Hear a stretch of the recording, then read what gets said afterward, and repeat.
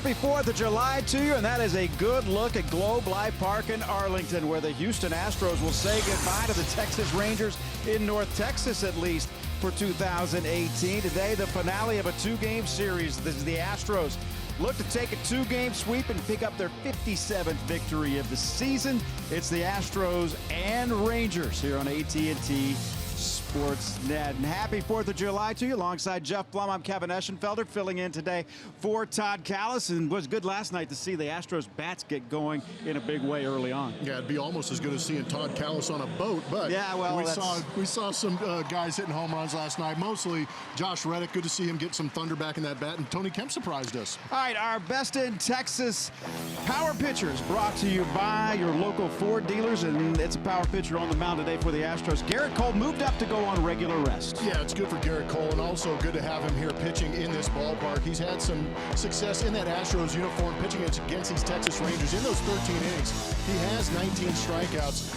That includes one that was 11 strikeouts. Did a very good job mixing up the fastball, curveball, slider, but it's primarily that pitch right there, the elevated fastball, that can be very effective for him.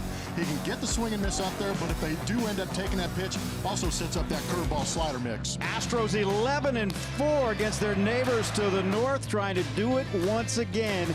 7 straight wins here at Globe Life Park. Starting lineups in the first pitch when we return next.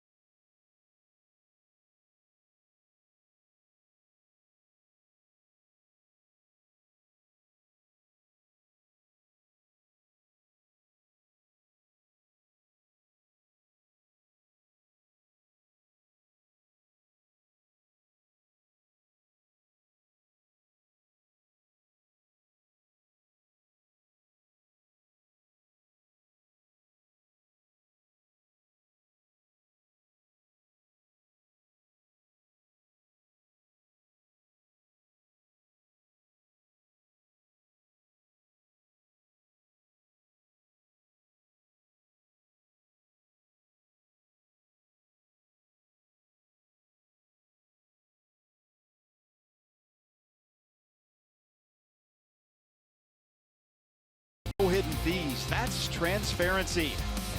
By Arctic. Overbuilt, not overpriced. And a happy birthday, America. Happy 4th of July. Hope you're having a good one. We know it's a lot of rain back in the Houston area. Wish everyone well. Hope you can sit back and enjoy some Houston Astros baseball as the Astros wrapping up their trips to Arlington in 2018 here at Globe Life Park in Arlington. And It has been a great run, and it continued last night as the Astros took the opener of this two-game series. Let's join Julia Morales. How are you tonight? I'm very good, and I second everything you said. Happy 242nd birthday to our great country, and of course we want everyone to stay safe there in Houston, but enjoy some Astros baseball because the Astros are enjoying what they've been doing at this ballpark. They get one more game here this season, and they hope to take the win, but they are the best team on the road, and AJ has said several times, I can't really explain it other than we get to hit first because we usually score first, and that's exactly what happened last night. Yuli Gurriel had runners in scoring position, so what did he do? Drove them in. So the Astros took an early lead. Josh Reddick added to that with an almost homer. He's been saying here lately, I've just been getting a lot of singles, so it's good for me to get some extra base hits. Well, he added some extra base hits to that with a home run later. It had been a while for him, but still went out of the ballpark to give the Astros more on that lead. And then Tony Kemp going deep last night, which was fun for all of us to watch the hugs for homers play out. This group, including Josh Reddick, who'd said, after that Tampa series, we were really disappointed with the way that we played, especially offensively. That just wasn't us. So it was good for them to have that day off, reset, come to a place where they'd been playing well all year long and take care of business. And they hope to do that one more time before heading home. Kevin? Yeah, Julia, in Tampa, it was a tough go. 0 for 14 with runners in scoring position. Scored just 7 runs in that 4-game series, losing the final 3 of that 3-game set. Seattle Mariners just continue to win. They're getting beat today right now, losing to the LA Angels, but the Astros with just a half-game lead right now. The Astros have won 26 of the 36 games against their intra-division rivals. That is the best intra-division record in all of baseball. They have been dominant in the American League West. If you're going to go out and win your division, that's what you need to do, is take care of business within the division, because we talk about it a lot.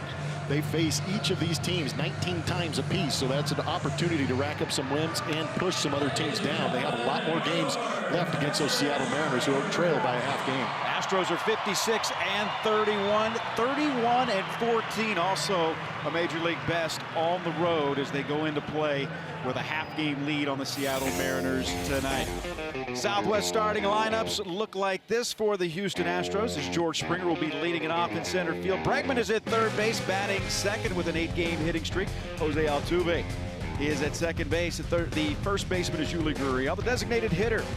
Local product Evan Gaddis, Josh Reddick with a couple of extra base hits last night. He's in right field. Marwin is at short. He'll bat seventh. Tim Federowicz behind the plate. It'll be Tony Kemp, who hit his second home run of the season and hitting .313, is in left field, and he bats ninth. That is the lineup that will be facing the 30-year-old veteran, Mike Minor. 15 starts on the season for Minor. Standard numbers on him, 85 and a third innings pitched, 70 strikeouts. He had a very good month of June. He made quality starts in all 4 of his outings, only recorded a record of 2-0, but the ERA was at 2.08, pitching extremely well. The hitter's hitting 170 against him in that month. He is a guy who will come at you, fastball, cut fastball, changeup, and a curveball. He will top out 92 to 94 miles an hour. An interesting road for Mike Minor, guy that came up with the Atlanta Braves and spent the first 4 years of his career with Atlanta. Missed 2016 and 2000, and then he came back in 2017.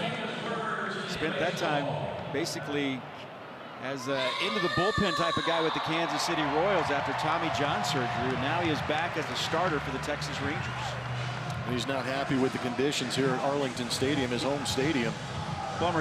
I was just happening to look down when you were talking about him. The first pitch he threw, the first warm-up pitch he threw, he was not pleased at all with his landing spot. You can tell Jeff Bannister is going to walk out. Or he keeps showing everybody the bottom of his shoe. Is there a possibility that he could have broken a spike? He would be changing shoes if that were the case. I think so. Instead of calling for somebody, maybe the grounds crew guy has an extra shoe. That would be it's got to be something they're going to bring in. Not happy with it, that's for sure. So an interesting way to get this thing started. And we haven't even started.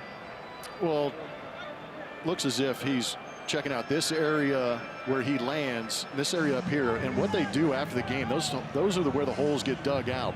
As far as pushing off the rubber in the landing spot, you can see Chirino's kind of kicking it around, seeing if he feels anything, but they put clay in it.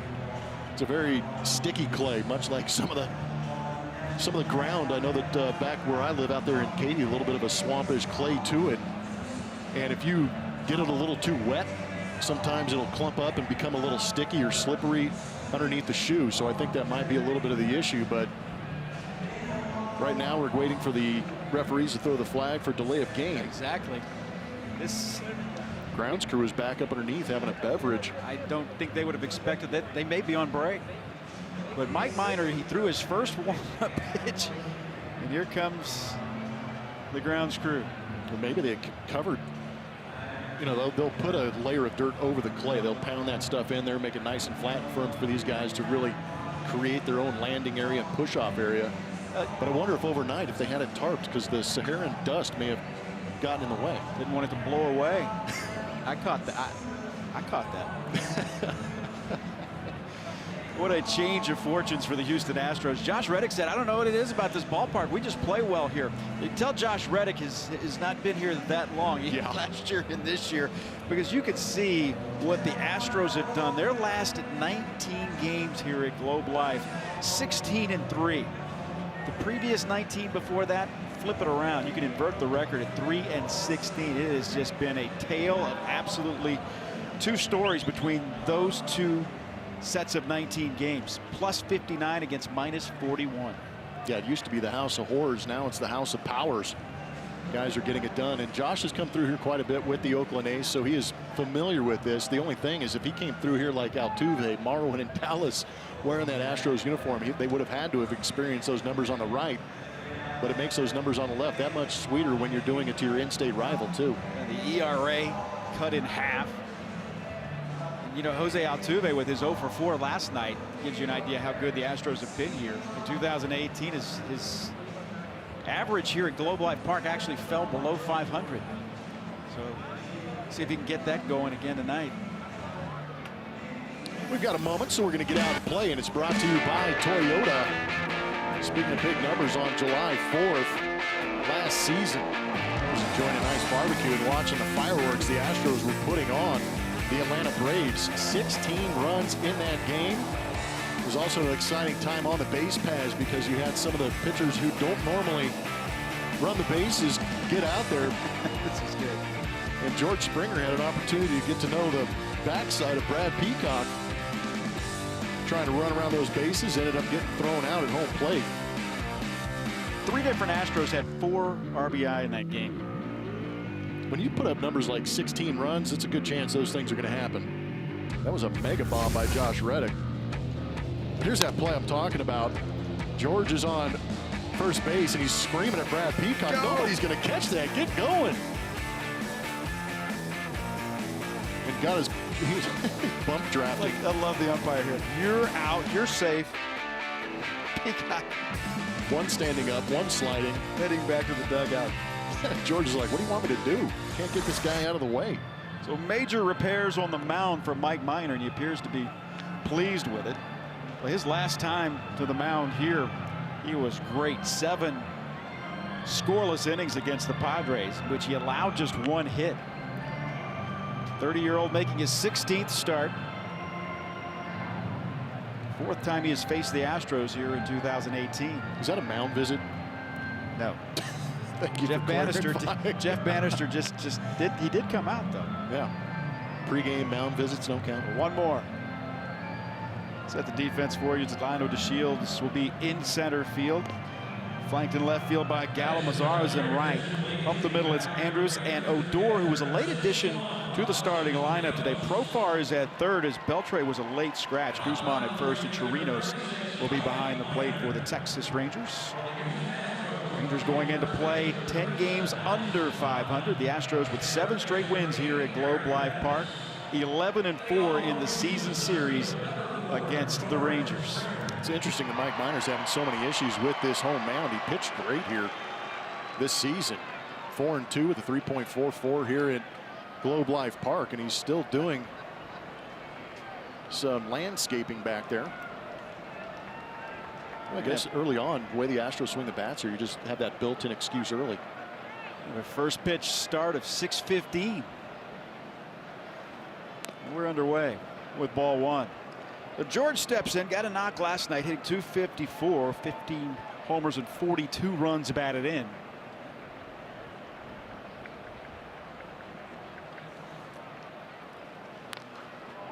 One fouled out of play, evens the count at 1-1. We've talked a lot about George and how much he has been struggling here as of late, but that 1-for-3 night also reached base a couple of times. He was hit by a pitch. Astros winning last night's game 5-3.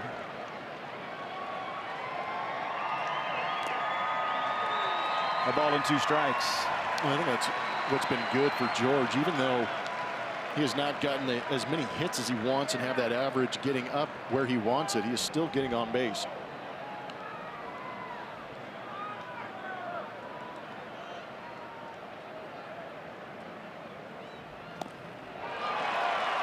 Struck him out.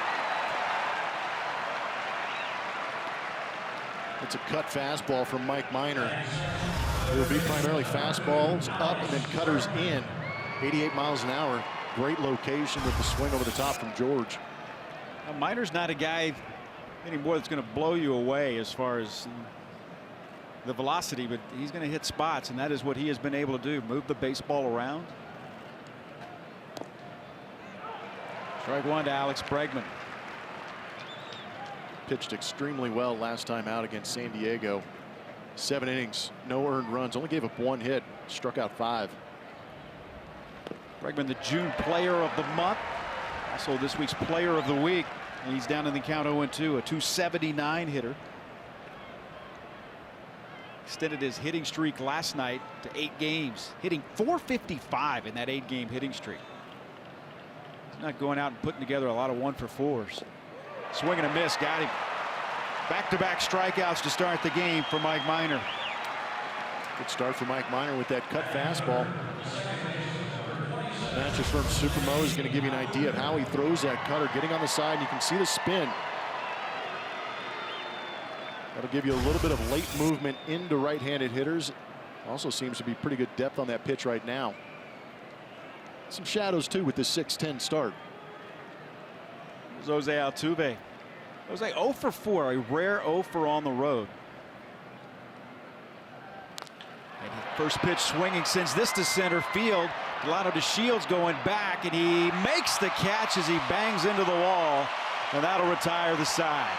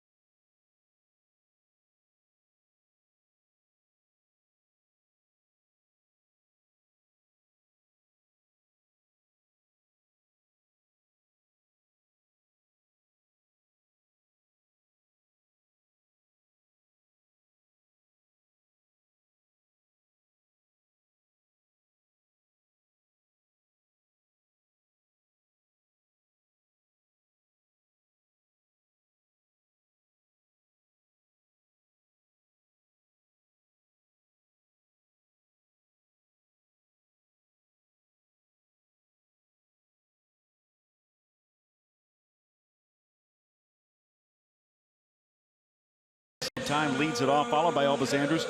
Nomar Mazara hits third. Jurickson Profar moved up in the lineup. He'll back cleanup and play third base. Rugnet Odor is at second. Robinson Chirinos is catching. Joey Gallo bats seventh in left field. The 8th hitter is Ronald Guzman at first base, and Delino DeShields will bat ninth, the center fielder. And that is a lineup that faces hard-throwing Garrett Cole. Shows you the numbers that Garrett has here at Globe Life Park. They are very good, but as an Astro facing these Texas Rangers, numbers actually get even better. He is 2-0 in 3 games started against these Rangers with a 1.80. They are only hitting 119 against him, and Garrett Cole has 33 strikeouts in those 3 games. He has been dominant, to say the least, coming off just his second loss in an Astros uniform. That was against the Rays last time out. He allowed just 3 runs in that game. Didn't get much run support, and that was the case for just about every Astro pitcher during that series against the Tampa Bay Rays. But a new series, a new day, and here's Shin-Soo Choo to lead it off. This one popped up high in the air, headed for the seats on the left side. It'll make the seats. Shin-Soo Choo, that 43-game streak in which he has reached base. He has walked 41 times during that streak. He reached base last night 4 times, walked a couple of times in last night's game. That's why his on-base percentage is almost at 400. Means he's getting on base at 40% of the time.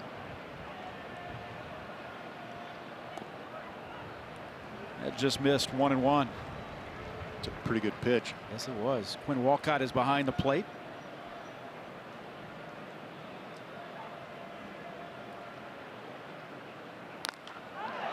Ball hit well. Springer going back. Springer looking up at the wall and makes the catch. Almost the exact same place that Delino DeShields caught the ball that Altuve hit.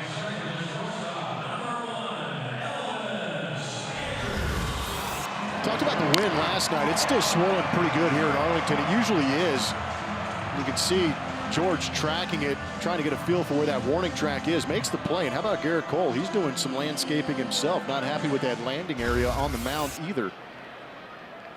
He was doing some hoping that that ball stayed in the yard, too, on its way out there. Elvis Andrus, just 26 games this season. Spent a lot of time on the disabled list, hitting .262. It misses outside a ball.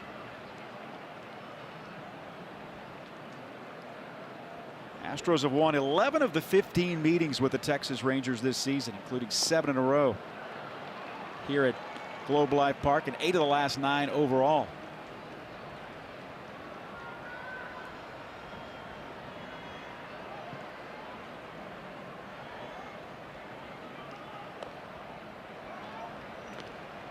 Two balls and a strike.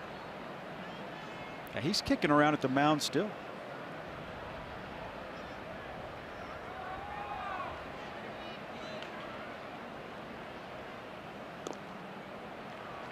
Andrus had a single last night in 8th inning, which the Rangers mounted their biggest threat of the ball game. The Astros won that game 5-3. Dallas Keuchel getting the win for Houston. Ball hit on a line right at George Springer, and there's 2 away. A couple of well-struck balls with 2 outs.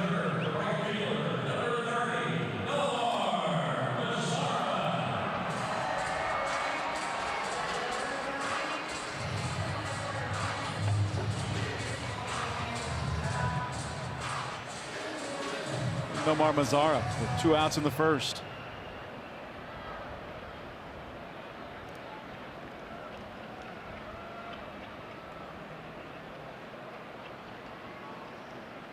And Quinn Walcott's got the mask working for the holiday.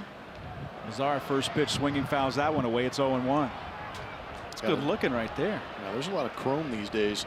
Can really dress things up, but that is a very patriotic mask.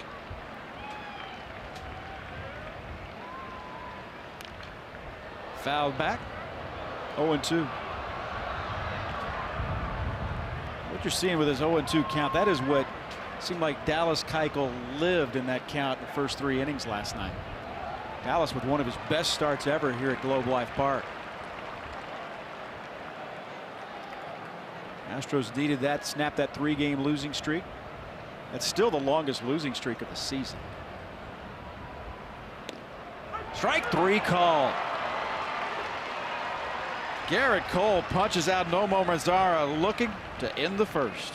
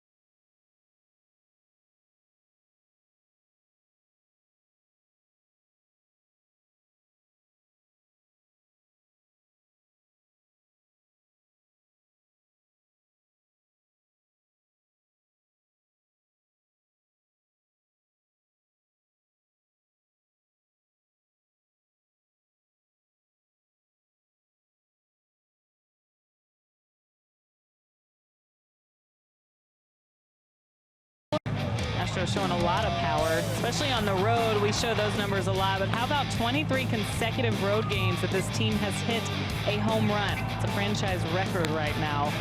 Pretty impressive that they can send it out of the park that many times on the road. And they've got some home run hitters coming up here. We've seen some guys get really hot here lately. Hopefully they can continue and keep that streak going, guys. That's the third longest streak in Major League history. 96 Orioles had a 24-game streak on the road, and 2018 A's with 27. It's a good record to have. It is. It's a surprising one as well. So between innings, Garrett Cole, he wasn't happy either. And you can kind of see a little bit of the streak in the mound. And there's Garrett Cole saying, you know, that landing leg is just giving out and sliding down the bottom of the mound. They've come out, the grounds crew has, and done some more work. Hopefully that's good enough for both pitchers to go out there. We're going to find out pretty quick.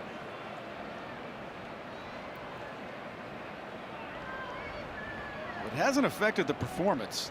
That is true. Miner struck out 2 of the 3 batters he faced in the first. And after a couple of lineouts to center field, it was Garrett Cole punching out, Nomar Mazara looking. Here's Yuli Gurriel to lead off the second. It's in there for a strike. 1-1.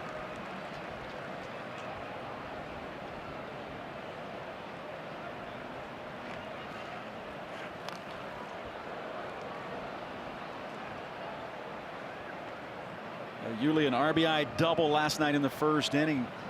Kind of a little bit of a release valve for this offense, I think, to be able to relax a little bit. Yuli the best in baseball with runners in scoring position. It showed it right there. Yuli hits this one deep to right field. Mazara going back, and he'll make the catch right in front of the wall. Third time tonight we have seen a ball hit deep and caught right in front of the outfield wall. The Astro hitters so far just missing a couple of them. This is a good pitch to hit and a 2-strike count up out over the plate. And Yuli likes to let that ball travel and stay up the middle. He's got plenty of power to go out there, just a little bit in on the hands maybe. But these guys, they start timing up that fastball. It could be a good evening.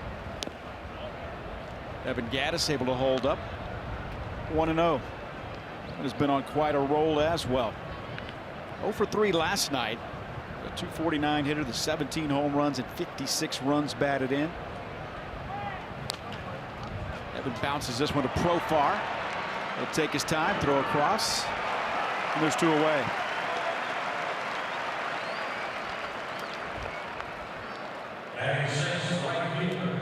Jurickson Profar was originally penciled in the lineup to play second base tonight for the Texas Rangers. Adrian Beltre with an infected tooth was a late scratch from the lineup, so Profar moved over to third, and Rougned Odor was put back in the lineup. He was thinking he was going to have a day off. I saw him out here early breaking in some new gloves playing catch, and you were thinking he was going to rest today. Not going to be the case. Josh Reddick, big night last night, doubled in his first at bat and came back at his solo home run to lead off the 3rd inning. Bats with 2 outs here in the 2nd. Hit the other way. Josh Reddick continuing. First hit of the ball game. The Astros have it. That was a beautiful piece of hitting. Yes, it was. Stay on that outside corner. Shoot that the other way. You can see how small that gap is, but even with Andrews kind of in the area, unable to get to it because that ball was hit so hard, Profar had no chance playing in. So Marwin bats with 2 outs and a runner on.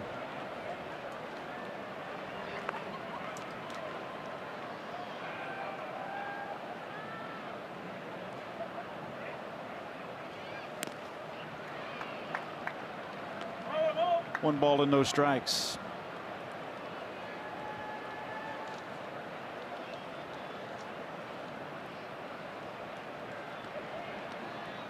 It's been a relatively pleasant day as 4th of Julys go here in this part of the country. It's really warm, but it's not unbelievably hot. Bit of cloud cover and a bit of a breeze. It could have been 100 with 100% humidity, and it would have been better than yesterday. Yeah, it wasn't like an oven here yesterday. But today it's nice up here, but we're all thinking about everybody back in Houston. Hope you're all right and everybody's safe. Maybe able to barbecue a little bit and watch a ball game.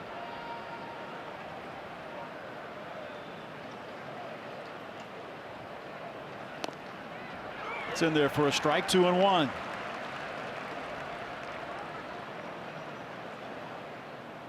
Marwin 1 for 4 in last night's game. Plenty of time right now with Carlos Correa on the shelf, hoping to get Carlos back on this upcoming homestand, an 11-game homestand that will start tomorrow.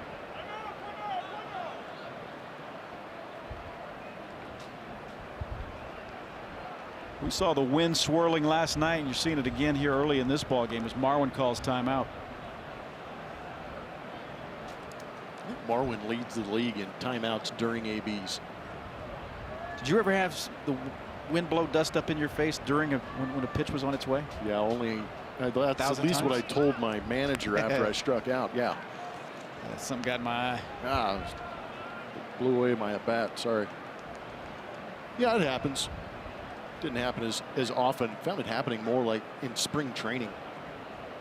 During those day games, things start to dry out, get dusty, wind kicks up. Marwin.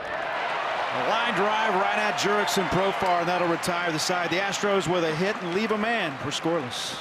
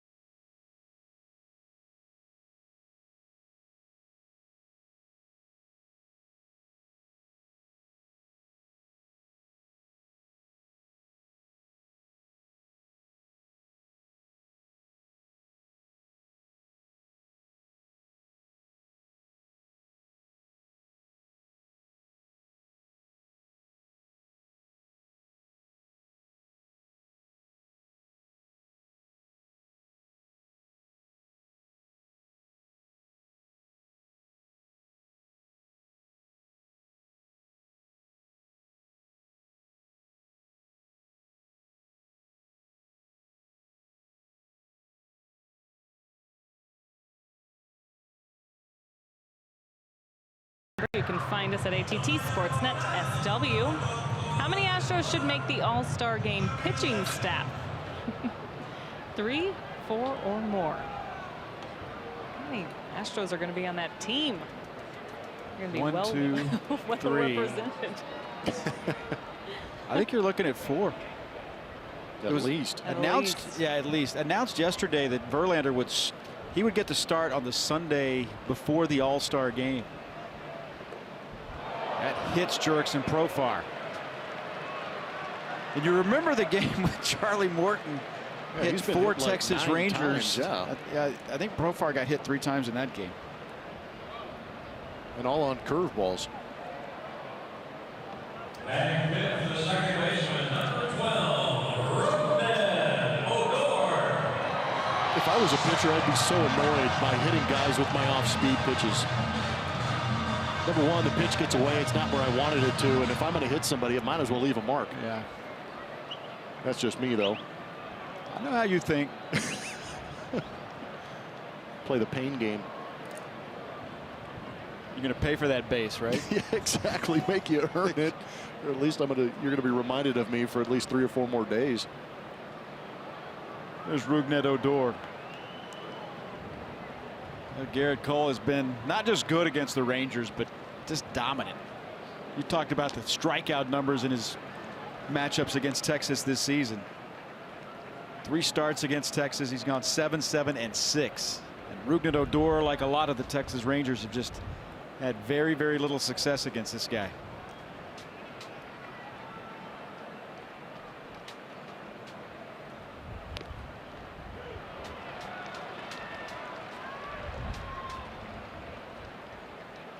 No balls and 2 strikes.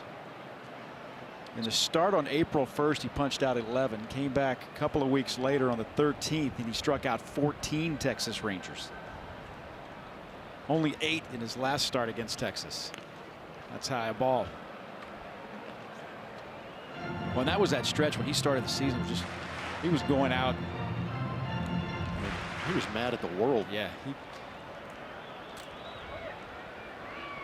He is going to blow by every strikeout record that he's ever thought about in his career. Profar goes with the pitch, and Federowicz no chance. Stolen base for Jurickson Profar.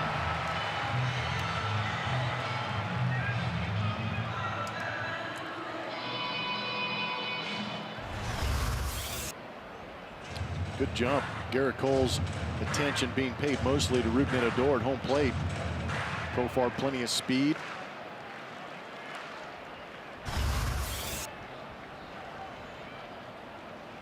Jurickson Profar feels like he's been around forever. Those guys that you heard about a lot in the minor leagues. There's a swing and a miss. Federowicz will throw down. Second strike out of the game for Garrett Cole. League leaders are presented by Houston Methodist. American League Road ERAs. Justin Verlander doing a great job at Minute Maid Park, also doing a great job on the road with that 1.99. But Garrett Cole in the mix with a 2.14 ERA on the road. Very comfortable pitching in the American League for the first time in his career. ERA 2.5 overall. As he faces the catcher Robinson Chirinos. Chirinos hitting just .209. You realize with the Rangers scratching Adrian Beltre from the lineup in this game tonight, they do not have a .300 hitter in this lineup tonight. Only 2 guys over .275. Right.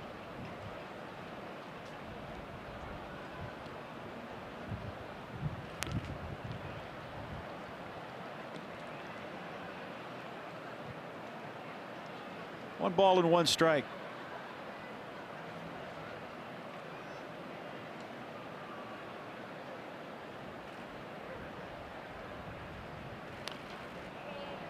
One fouled off his foot.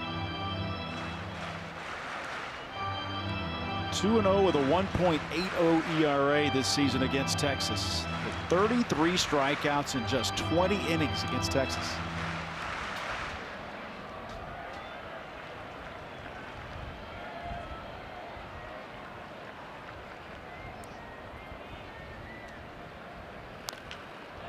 That's a fair ball. Down the line, Profar will score. Tony Kemp will get it in, and it's a double. An RBI double for Robinson Chirinos, his 12th double of the season. Rangers lead it 1-0. Slider from Garrett Cole speeds up the bat of Chirinos. Stays on that inside corner. Wants that to go across the plate to the outside corner, but it ended up backing up and staying on the inside third. And at that velocity, Chirinos able to get the head out and yank it past Alex Bregman down that third base line.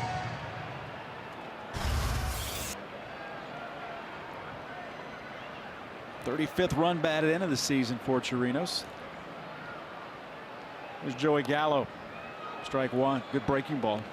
Bottom of the zone. Gallo with a good at bat, or a good plate appearance last night. He came to the plate. Didn't start the game, but he came up last night in the 8th inning.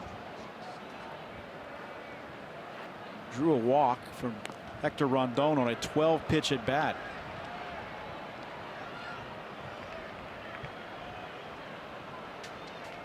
You know, you see the batting average of Joey Gallo at 194. He's a career 199 hitter. And you'd like to see the power numbers enough to say that that would, offset a low average. With foul back. But some of the peripherals just don't speak to that. And OPS plus is one of the numbers that we do use. That's an OPS number that combines on-base percentage, slugging percentage, and it kind of evens the playing field and puts everybody at the same level. The average major league hitter is at 100. Joey Gallo comes into this game at 98. This tells you below average. Yeah, well, does it offset the 194 average? Right, exactly. You'd like to see some of the on-base percentage and the run production kind of pick up if you're not going to have the batting average there. He's certainly been basically an all-or-nothing kind of guy. A lot of strikeouts. He's got 22 singles and 20 home runs. Last year, Joey Gallo wasn't even close in that department. At 41 home runs, he had 32 singles last season after hitting 41 bombs. He's here to hit the ball out of the ballpark, that's for sure. And that's what he was trying to do last night in that 8th inning. And certainly understand it in that situation.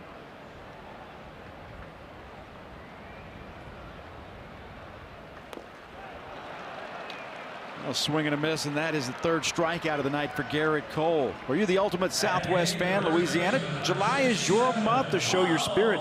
Use hashtag #UltimateSWFan LA on Twitter to show us you could win a jersey and a VIP experience. So tweet now and win big. Probably some folks over here from Louisiana to see today's game.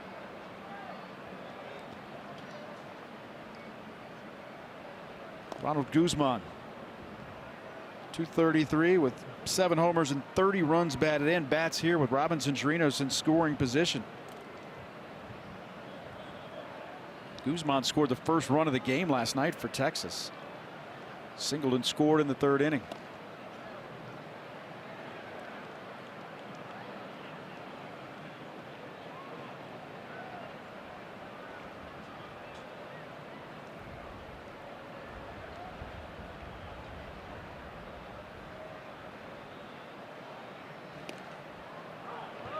It's called strike 2 and 1.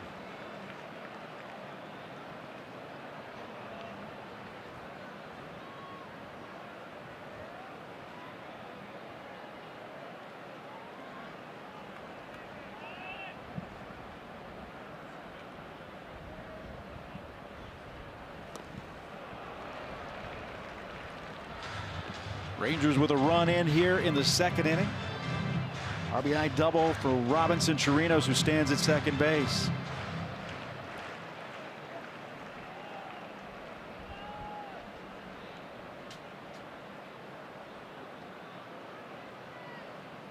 Garrett Cole continuing to kick around at the area right in front of the rubber.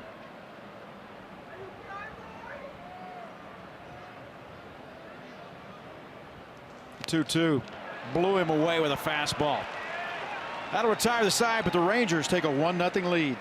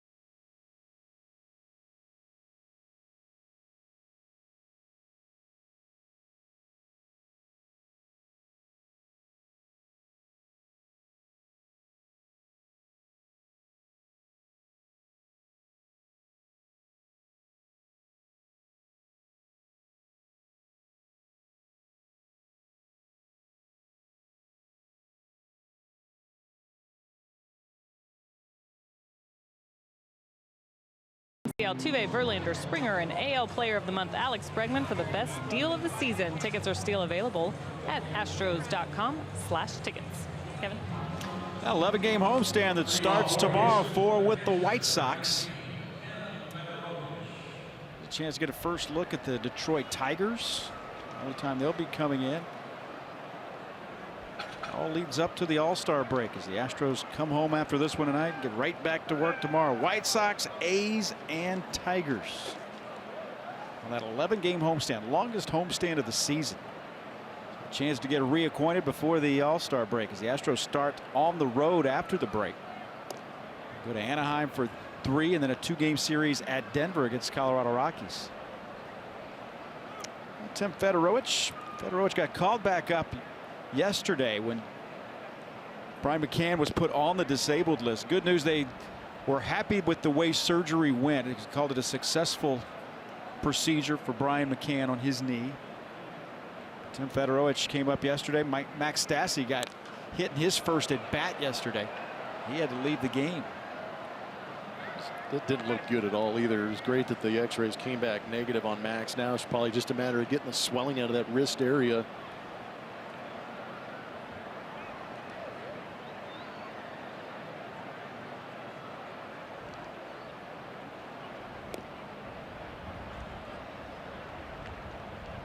Federowicz 2 for 10 this season as an Astro. Got that second hit yesterday.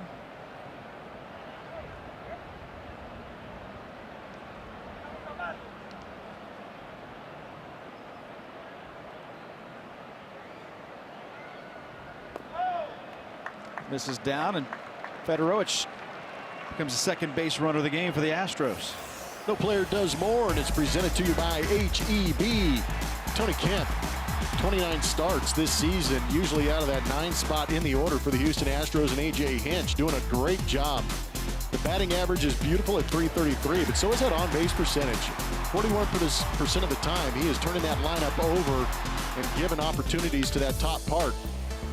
But reaching base safely in 25 of those 29 starts, and that's the expectation for Tony Kemp, is to find a way to get on base, because that's an important spot down there in the bottom of the order when you have George Springer, Jose Altuve, Alex Bregman, Carlos Correa hitting behind you. Proverbial second leadoff man. He homered yesterday. His second home run of the season, right over the glove of Nomar Mazara.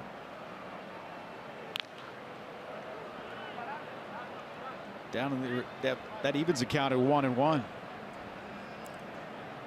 Federowicz with a leadoff walk. Tony Kemp hitting .313. Hit his second home run. He's got 14 runs batted in.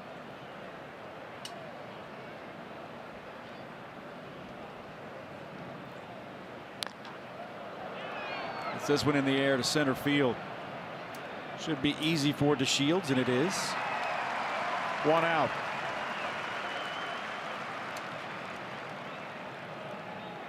That is something you don't see Tony do very often. Hit the ball in the air. Not his game. Unless he's going deep. Well, that's true. That was more of a line drive, I thought, yesterday. That was a good swing. Yes, it was. George Springer would like to see some good swings right here. Punched out in the first, hitting .253 for the season. Well, 2 of his leadoff home runs have come against the Texas Rangers. Did it against Matt Moore. Of course, he did it against Cole Hamels to start the season.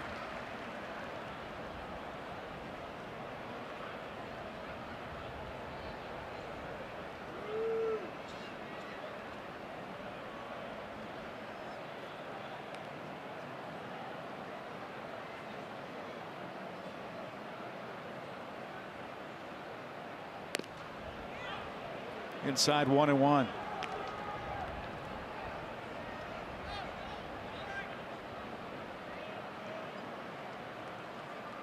Minor originally drafted by the Atlanta Braves out of Vanderbilt. He was in the big leagues right out a year after he was drafted. Made his major league debut in 2010 against the Astros.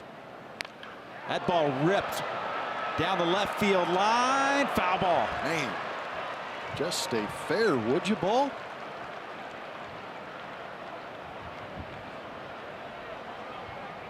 That is exactly what George is thinking in his head, because that ball was punished. Yeah, it was barreled up big time. This was George. This is George. Good job staying back and back legging that thing on a line. Just about 3 or 4 feet foul, unfortunately, twisting off the bat.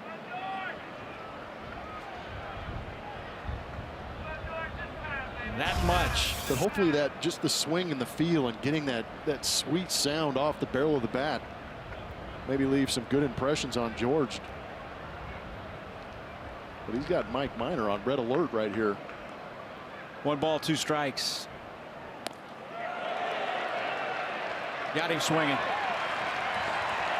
That's a frustrating AB for George Springer.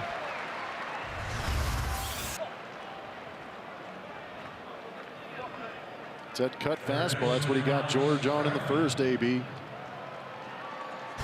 Well, you miss a double by about 2 feet off the wall. And here's Alex Bregman. Bregman also struck out in his first at bat. One fouled off.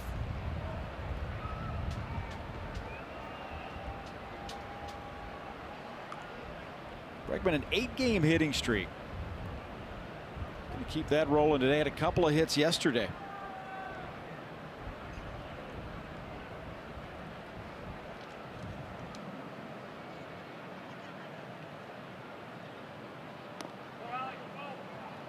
Coming into today, it was a 17-game run for Bregman of hitting .343. That's when he was really, during that stretch, 15 extra base hits, 7 doubles, 8 home runs.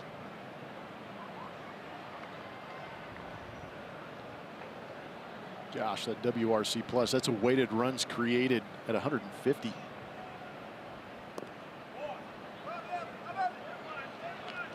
Able to hold up. It's 2-1.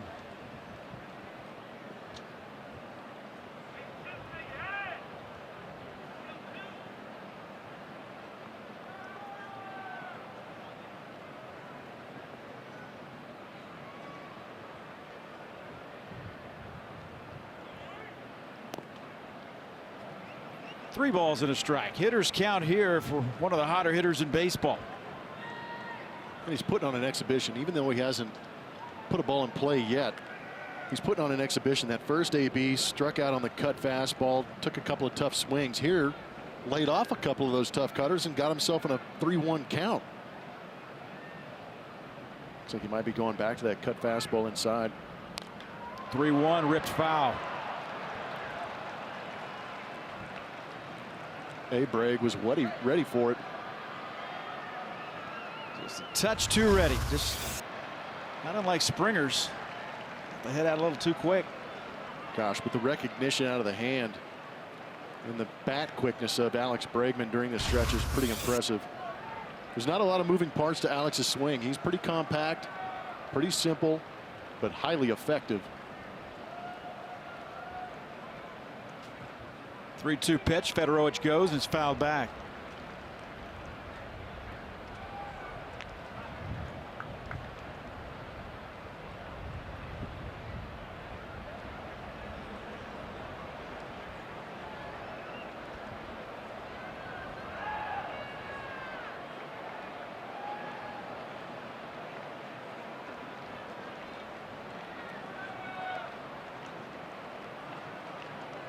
Three-two again.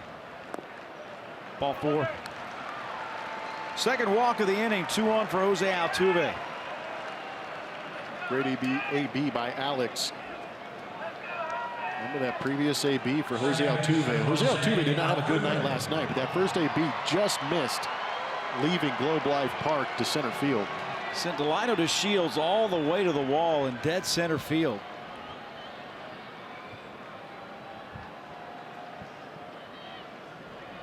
Jose, for the first time in a while, has fallen out of the top spot as far as the batting average is concerned. Mookie Betts and Gene Segura, both, I haven't checked Segura today, but coming into today's games for everyone, Segura was just ahead. Betts was in first.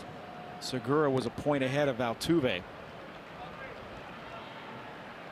Altuve now hitting .333. Fans do travel. There's lots of them here in Arlington.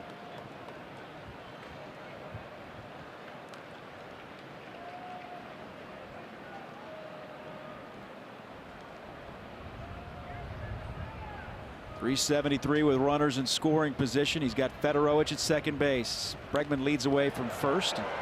Will swing and a miss.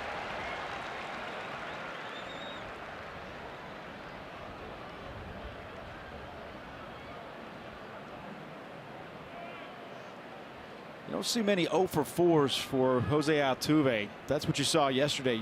You really don't see it when he's on the road. You take that a step further here at Globe Life Park. That one bounced at Profar, and Profar will step on the bag, and that'll retire the side. Astros leave a pair, get a couple of walks, but trail 1-0.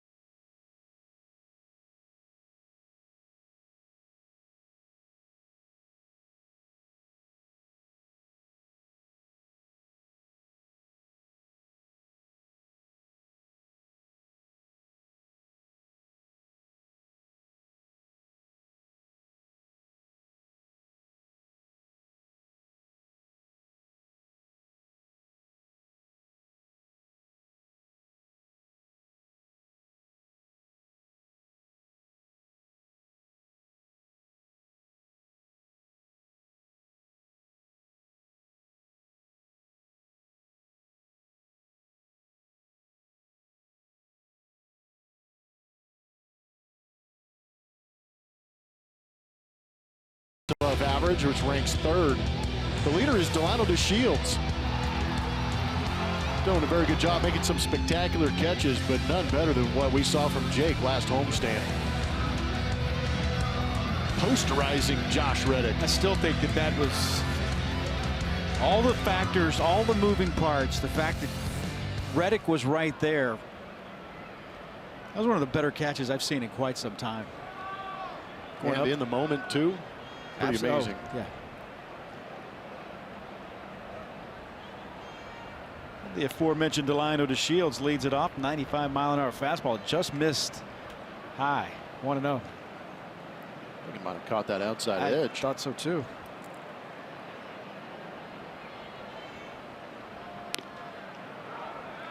That's in there for a strike. 1-1. Well, Garrett Cole gave up a run. He walked Profar. Profar stole second and scored on Robinson Chirinos' RBI double. Shields fouls that one back.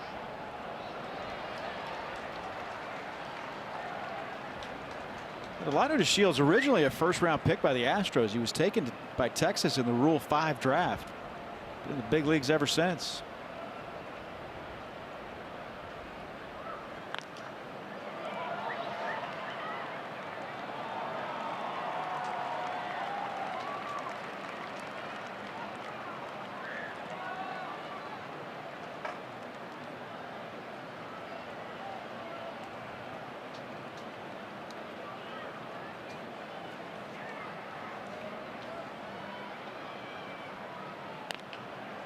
Right back to the box, Garrett Cole, step and throw, and there's one away.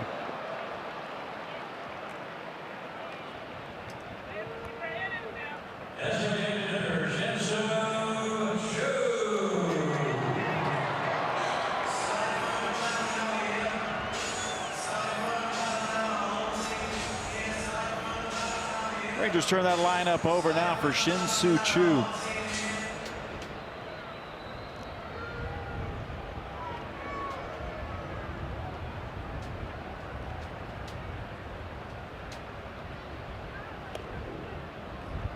Misses ball one.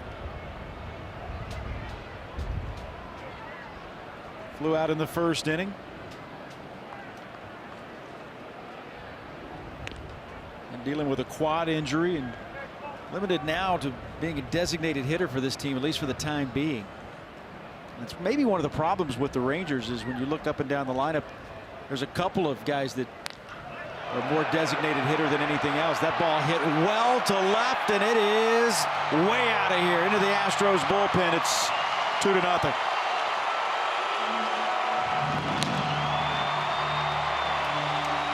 With that home run, Shin-Soo Choo will extend that on-base streak to 44 games. Pitch up out over the plate from Garrett Cole. Rangers aren't necessarily, as a team, very good at hitting the fastball at 94 plus, but this is a four-seam fastball up out over the plate. Shin-Soo Choo has power to all fields. Does so right here.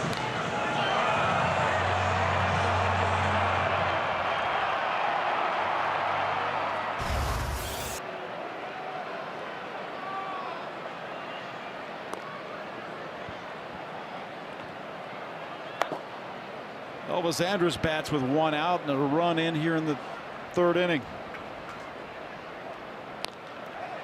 That ball hit to left field. Tony Kemp won't get there. He's able to barehand it and hold Andrus to a long single.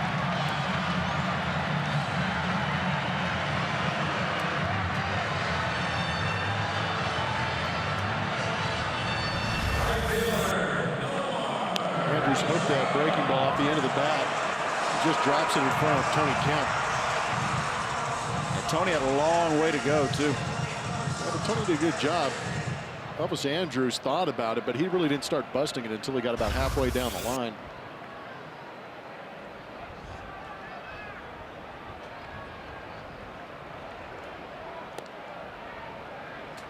Try to keep Elvis close. Omar Mazara steps in.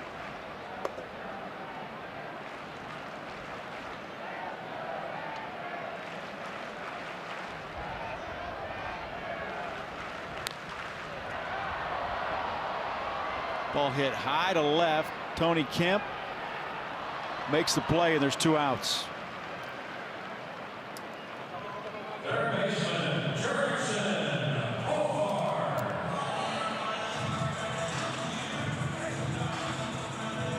The two away in the third, and Jurickson Profar, who walked, stole second, and scored the first run of the game for the Rangers. Beg your pardon, he was hit by a pitch. I said he walked. Hit by a pitch.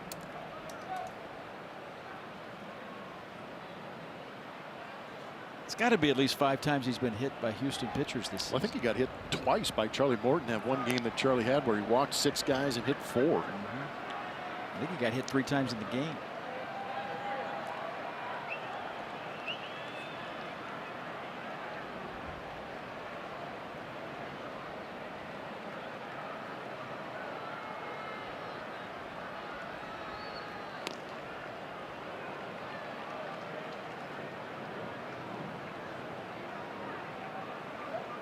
Profar, a long-time, big-time prospect in the Rangers organization. Heard a lot about him if you follow the minor leagues, and then he made his debut at 19.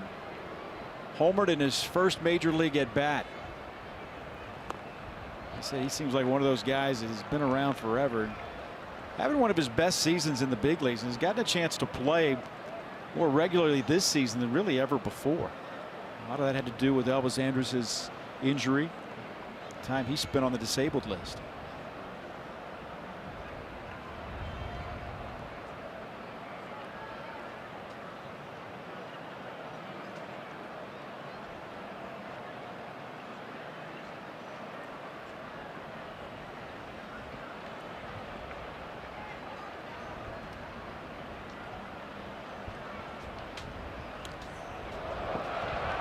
I think that one way inside. Goes to the backstop, and Elvis Andrus goes to second base. Had a lot of comments on Twitter about Jurickson Profar scoring. That is his foot hitting the bag for everybody at home. There were a lot of people who were wondering why the Astros didn't challenge, and I think that right there will explain why the Astros didn't challenge. We appreciate everybody checking in. Paying close attention, too. Well, they're paying close attention, but A.J. Hinch has a crack staff who's up there watching every angle they have in this stadium to make sure they have every play to review, and they chose not to review that one because that pinky toe got on the bag as he was turning for home. If you ever question how close that bench is paying attention, all you have to do is look back at Keone Kella's balk the last time the Astros were here. They exploded off the bench, every one of them.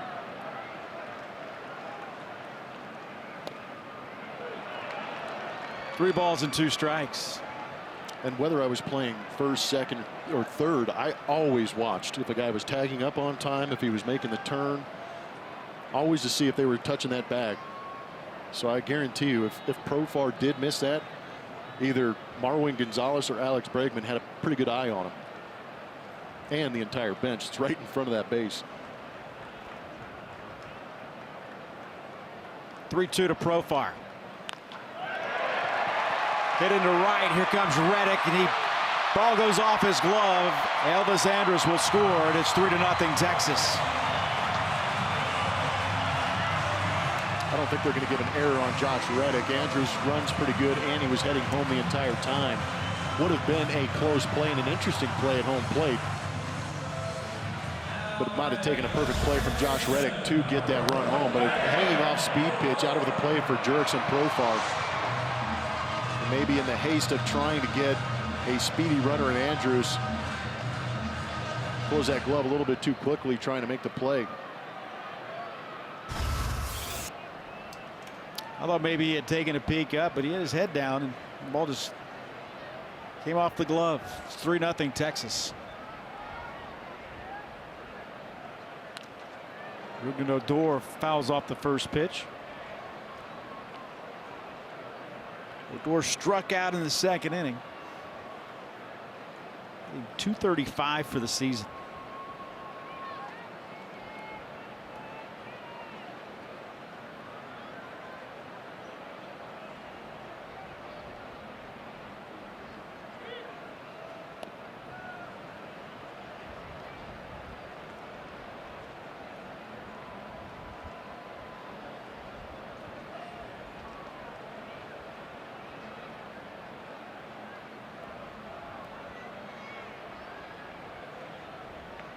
Now 50 pitches for Garrett Cole.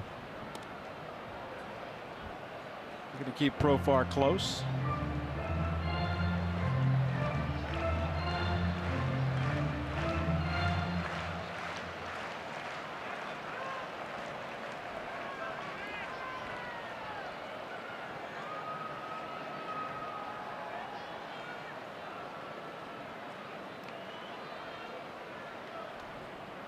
Cole's going to make him wait, and Odor's going to step out. I think there might have been a little bit of a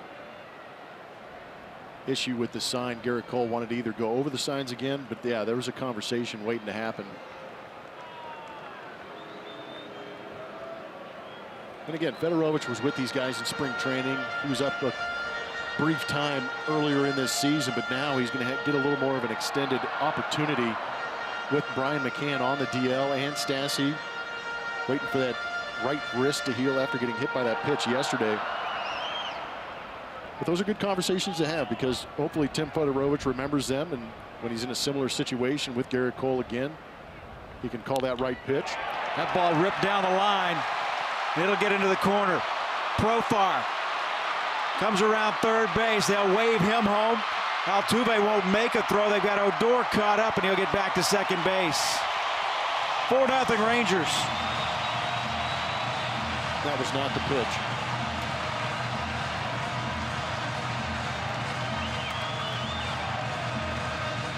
The Rangers don't come into this game being very good on the breaking ball overall, but they are seeing some breaking balls to hit from Garrett Cole.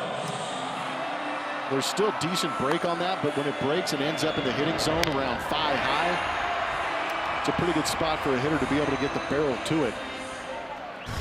Rangers taking advantage of it.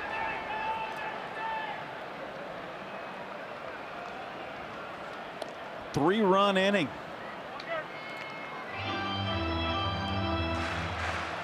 Two of those coming with 2 outs.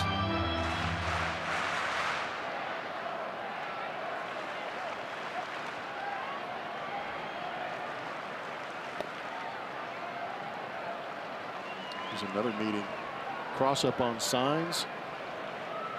Seemed to be a little bit of a disagreement as far as pitch selection against Odor. Now it's what signs do they want to go with?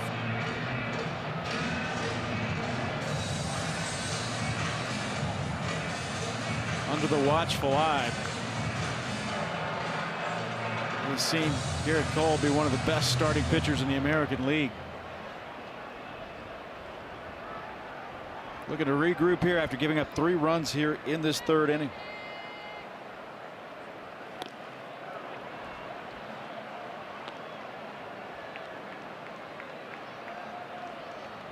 Chirinos drove in the first run of the game for the Rangers, an RBI double that scored Profar in the 2nd inning.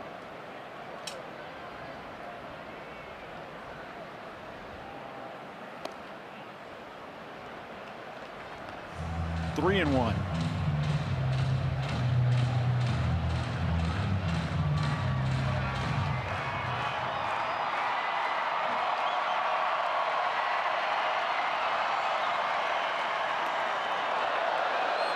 All the way to the backstop, and to third base goes Rougned Odor.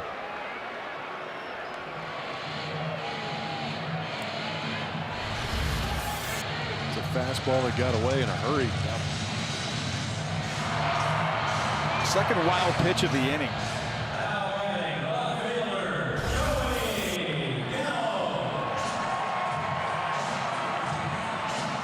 So Chirinos walks, and here's Joey Gallo. With runners at first and third, and his team on top 4-0.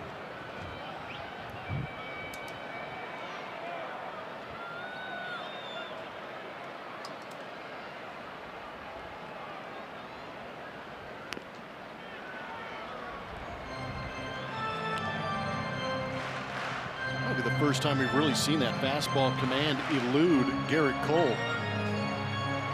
Colin McHugh starting to warm up in the Astros bullpen.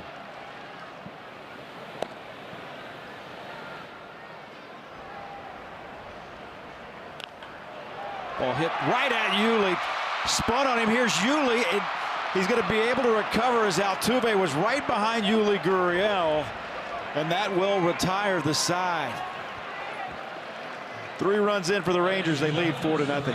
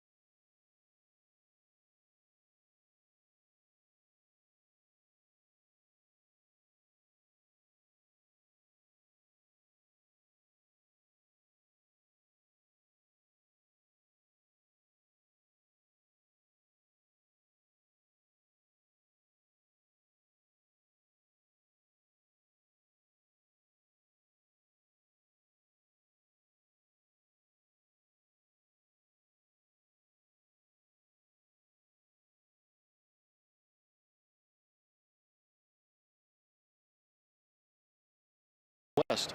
All that and more on Astros Bases Loaded tonight after the postgame show, only on AT&T Sportsnet. You guys want to see a little offense get going here. Astros down 4-0 as the Rangers push 3 across in the third. Astros with just 1 hit. There's a Josh Reddick single in the second inning. Here's Yuli Gurriel to lead off in the fourth.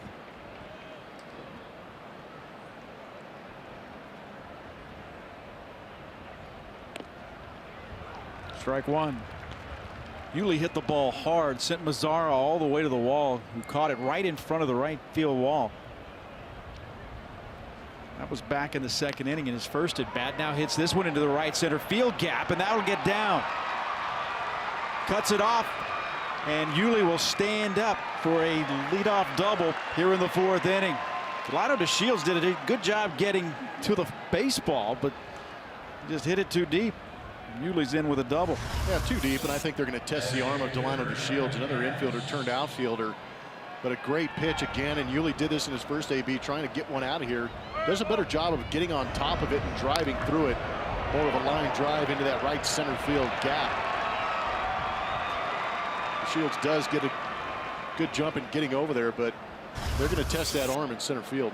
Why not? Yuli, second straight game in which he's had a double. Last night it was an RBI double.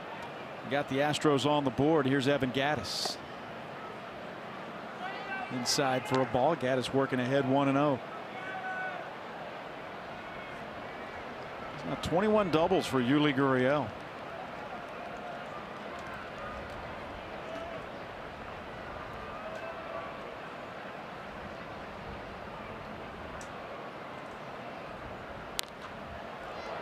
Gattis pops this one up a mile in the air.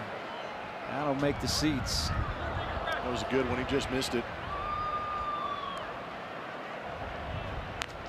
Gattis grew up in this area. Good story in the Houston Chronicle. It was yesterday, the day before, about Evan Gattis being a kid. His mom would drop him off here at the ballpark. He'd go watch the games. Tuesday nights, he said he could get a $1 hot dog and get a $5 seat. Walk around, collect commemorative cups, come back out to the car. Said later on in high school he would find a place to park his car for free and never got towed. He said every time he walked back out, he was wondering if this was the time it would get towed, and never did. Evan Gattis has one of the better stories of all time. Just his whole process in getting here. Yeah, it was a long and tough road for Evan Gattis. Might explain why he's so comfortable wearing no batting gloves. Yeah, if you've been through, what he's been through, and growing up in this area, just going bare mitts on that lumber seems natural for Evan, but he said he only uses rosin to get a grip on that bat. Basically, what the rosin does is take away the sweat. Have you ever shook his hands? He's got big old mitts. Well, I mean, they're big meat hooks, but they are calloused in the perfect shape. If he makes a, if he just makes a C shape with his hands, there's a perfect calloused grip inside his hands. Right there for a baseball bat. It's unbelievable.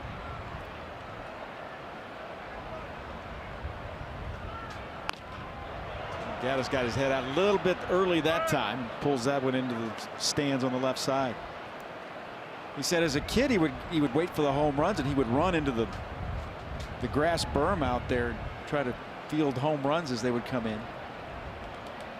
So a lot of memories of this ballpark. It's always great when you hear about these guys watching big league ball games and they have a chance to come back and play in their ballparks where they had those childhood dreams grow up. High pop up. Andrews out. Tough play, and that'll make the stands. Wow, that ball got up in a jet stream, and the wind is really blowing here.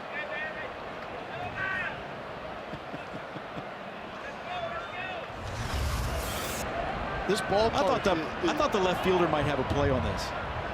That's a long way to go. Yeah, but he's playing Gattis on the track. But where it started, it almost looked like it was headed to straightaway left field.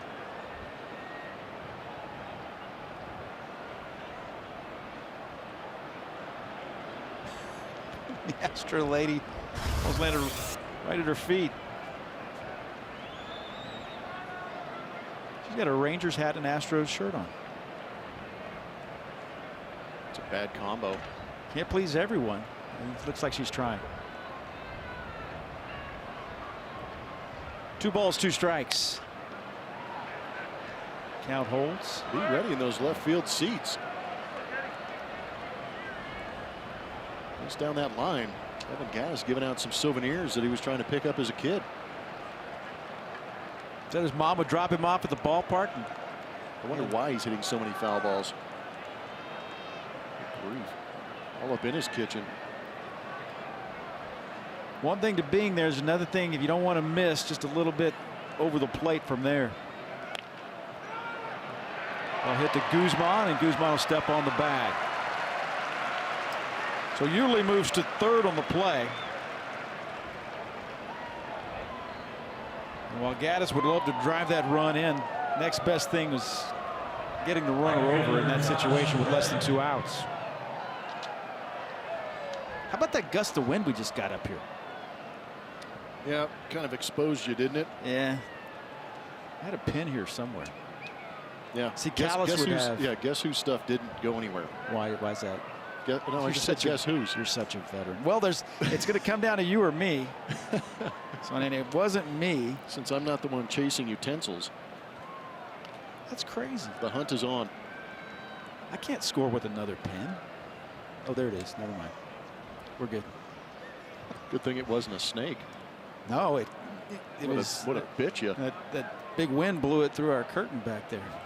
It's a good thing we have it there to knock everything down that gets blown off your desk. All good now. All good now. And Reddick fouls that one back. So Yuli at third. After leadoff double here in the 4th inning. Astros trying to get on the board, trailing 4-0.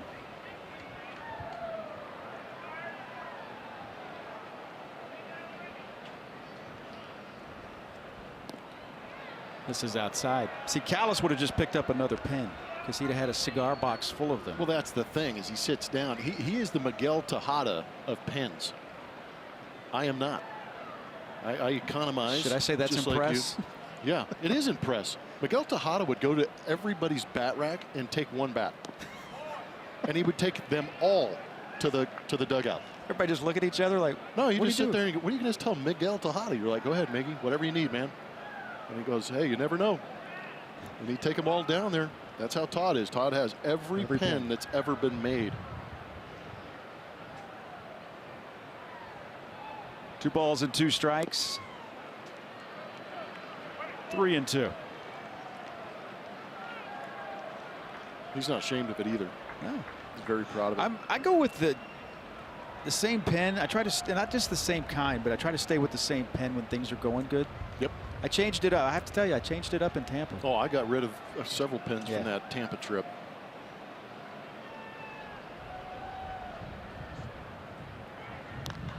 That ball hit well to right, and it is gone. Josh Reddick, second home run in as many games, and the Astros are on the board. 24 straight games with the home run for the Astros now. Thank you to Josh Reddick. Had a home run last night, home run tonight. Big one right here to cut that lead in half.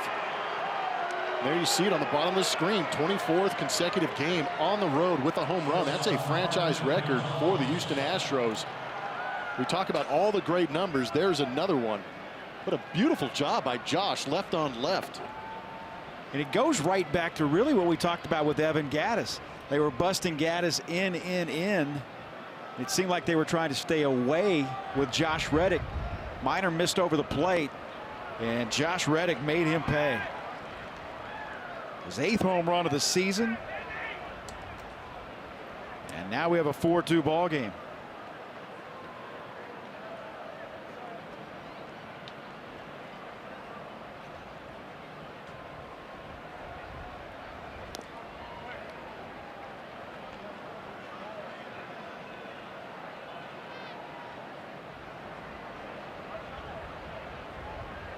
It's been a while since Minor's given up a run here in this ballpark.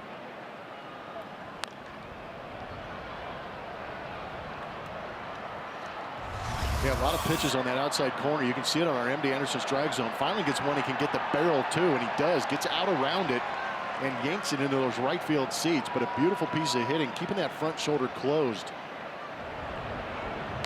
And with that baseball getting out and homering on back-to-back nights, one can only imagine on the 4th of July if Josh Reddick is wearing the Speedo. One can only imagine. Now 2. Well, you just opened that up to a whole lot more. That's a 13th home run that Minor has given up in 16 starts. That's on the ground. Profar will spin and throw, and it gets away. So Marwin will reach. It was a tough play for Profar, but one that I'm guessing he thinks he should have made.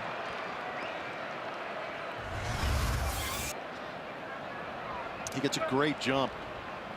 Watching the ball the entire way, reaches out nicely, catches it in the pocket of the glove. But we have seen this several times throughout the course of this season alone, where Jurickson Profar makes a great play, tries to finish it with a throw, and ends up either spiking it or yanking it because his momentum took that baseball up the line. Guzman tried to make a good pick on it, but was unable. Still waiting on a ruling here. I'm guessing this is going to be an E5, wouldn't you think? Yes. Looked like, yeah, it's go ahead. They marked it as an error. The only question was the number of how far he had to go to his left, but obviously a play that a third baseman in the big leagues should have made. And he had plenty of time to set up and throw. Tim Fedorowicz takes a strike. It's 1-1.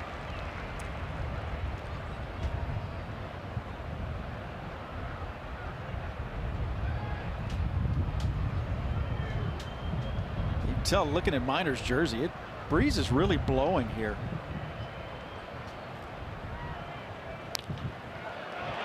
That ball's hit down the line, and Fedorowicz with his first double, and the Astros have second and third with one out. Got a hit yesterday, comes back with another one today. FedEx with the delivery.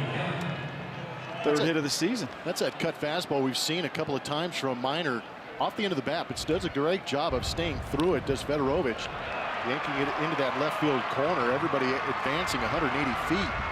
Now you've got second and third, one out. That's going to bring out Doug Brocail. 3 hits this season for Fedorowicz, 2 doubles.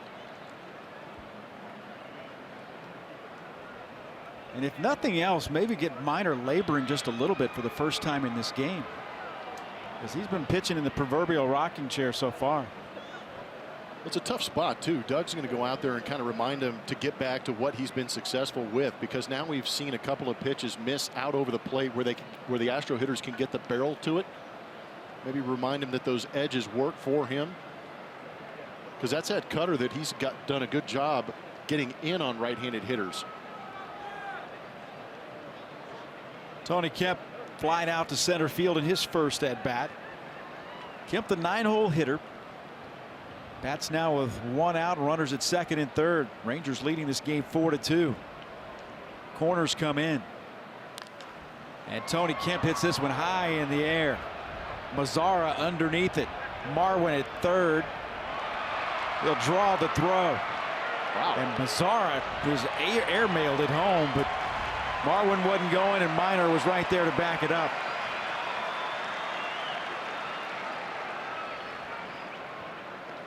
There's no way Marwin tags on this. Kind of drifting out there. Mazzara typically has a relatively decent arm, but he yanked this one pretty good.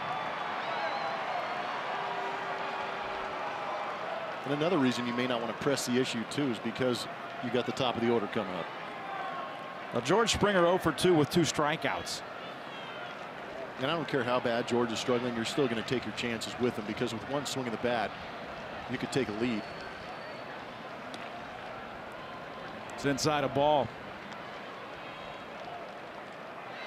Well, Minor, a great example how a guy can, when he hits his spots and he's in the right spot, how dominant he can be, but when he misses by a little, a good team will make him pay. That misses upstairs. It's 2-0. Well, here we go. Does Minor go with that cut fastball that he's had success against George in this game, or does he try and get a fastball by him in a 2-0 count? whatever he decides on, he better focus on executing.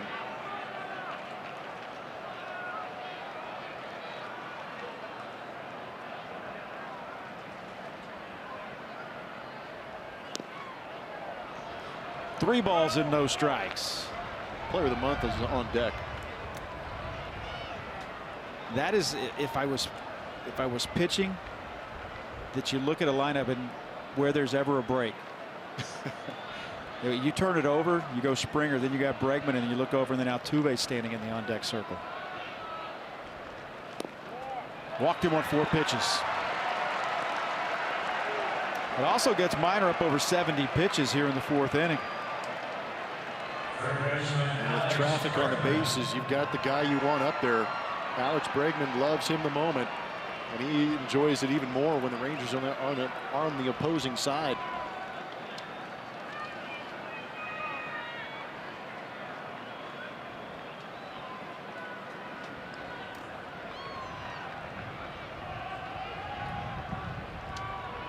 He's had a flair for the dramatic. He's got a bases loaded situation here with 2 outs. His team down 4-2.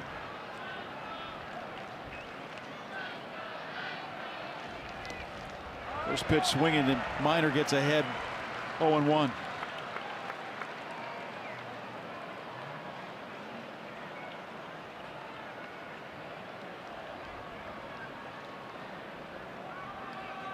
Eight for 23, 348 with the bases loaded in his career. Hit that grand slam at Yankee Stadium. It's 1-1.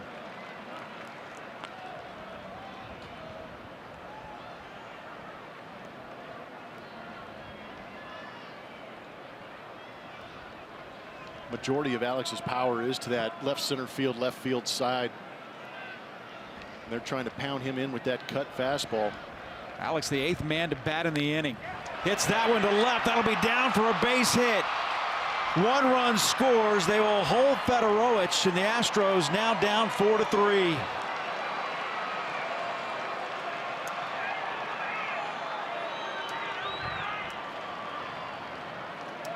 Good job by Alex. You know he wants more, but he's going to be satisfied with that base hit because you keep this line moving. 2-seam fastball up. Gets a little bit quick on it. Hits it off the end of the bat, but still has a good bat plane that creates the line drive base hit to drive in Marwin. And again, you're not going to force the issue with Federowicz out there trying to score him because you've got some guys with very good numbers with runners in scoring position behind. So Federowicz at third, Springer at second, Bregman leading away at first base for Altuve. Altuve, a rocket right at Profar, and Profar will step on the bag, and that'll retire the side. Astros get right back in this one in a big way. A big fly from Josh Reddick. It's a 4-3 ball game.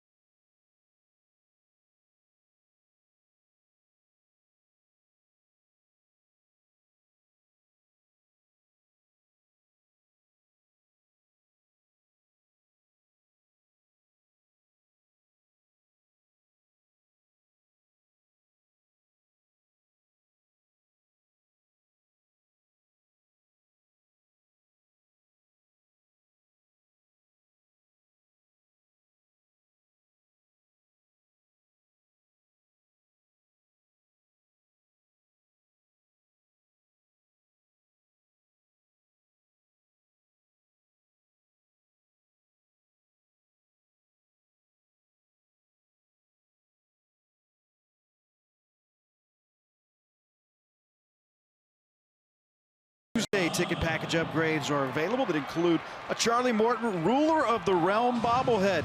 Fans can also take a photo on the Iron Throne of the Seven Kings. Visit Astros.com/GOT for tickets and information. Did you take a picture on the throne? No, I'm asking them if I can broadcast a couple of games from it.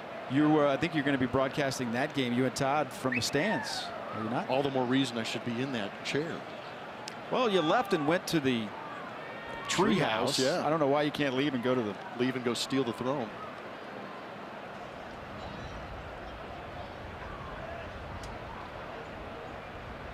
Here's Ronald Guzman to lead off here in the 4th inning. That ball's fouled off into the stands. Oh boy. There we go. Yeah, the treehouse. I had a good time up there. Put Todd to work all by himself. So they've improved things out there, huh? They're doing what they can. Still got the food trucks. Yeah, the food trucks are money. Those things are lifesavers. That is out in Oakland, for those of you who don't know what we're talking about. A stadium that didn't have just a whole lot of, well, character. Yeah. And put the treehouse out there in left field. It's in left field, right up in left field Mount bleachers. Davis. And they did a good job. They kind of made a nice open communal space, and they've done a good job of updating it. People shooting pool, having a soft drink. And Blummer bailed on his partner and ran out there, middle of the game. Astros after dark. Guzman struck out in the 2nd inning. It actually gives me an opportunity to express my appreciation for you and Mike staying up late on those West Coast games. No problem. Or do you? You just sleeping through our broadcast? You'd never know. I know. Oh, keep score, do the whole thing. It's impressive.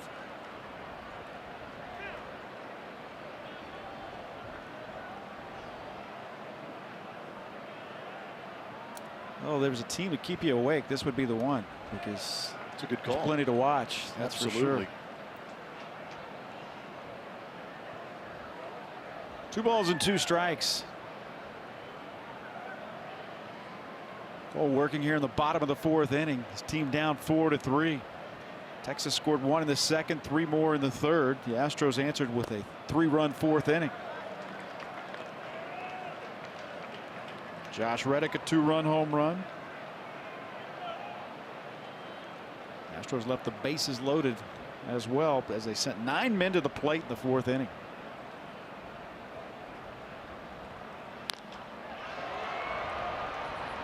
Guzman high to center field. And George Springer is there, is 1 away. Imagine it's got to inject some life back into Garrett Cole. Not pitching exactly the way he wants early on. Some tough times trying to figure things out with Tim Fedorovich behind home plate.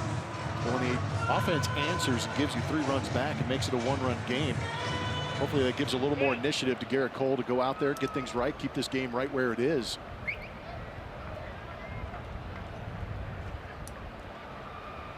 Erase everything that's happened in your mind. Think about going out and you're pitching in a 1-0 ball game right now. Exactly.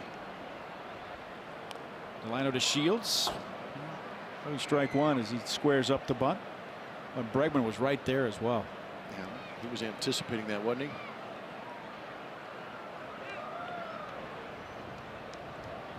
Final game of the season for the Astros here in Arlington. They'll only see the Rangers 3 more times. That's July 27th, 28th, and 29th. 0-2. But schedule makers knew what they were doing as far as how the standings would play out, because you'll see a lot of Astros and Mariners over the last 2 months of the season. Fouled away. Yeah, as much as you like playing your in-state rival, and as much as the Astros enjoy playing against the Rangers these days, you would hope to play them down the stretch. But I agree with you in the sense, and we talked about it before the game started. We said if you're going to get through the American League West and win it, you got to go through your own division, and plenty of games against the Seattle Mariners to create that separation and figure out who's going to win the West. Seattle lost earlier, strike 3 to Delino to Shields. The Astros, as of right now, with a one-game lead in the West.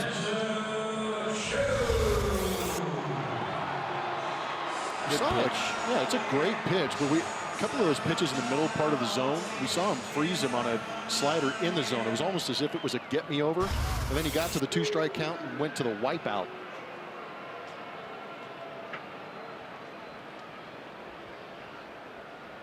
Shin-Soo Choo, who hit a long home run deep into the Astros bullpen in the 3rd inning, extending his streak to 44 games of reaching base.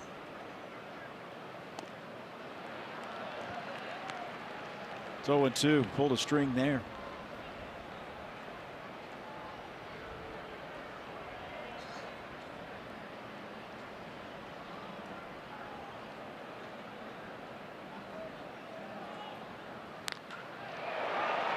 There's a single into center field. 1-out single, and Elvis Andrus is up. And if Shin-Soo Choo is running like he was last night, he was barely running. Yeah, he's definitely a station-to-station guy. As a matter of fact, he stole a base last night in the 8th inning when Andrus singled to right. And he was going with the pitch, and he had no chance of even thinking about going to 3rd base. Elvis singled in that 3rd inning. 3-run 3rd for the Rangers. Andrus is limited to just 27 games this season for the Texas Rangers.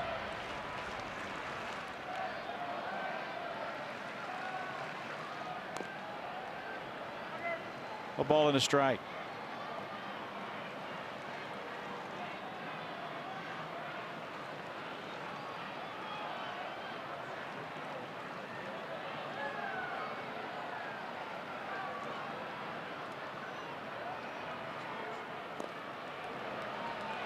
Good breaking ball away. That's another one of those sliders.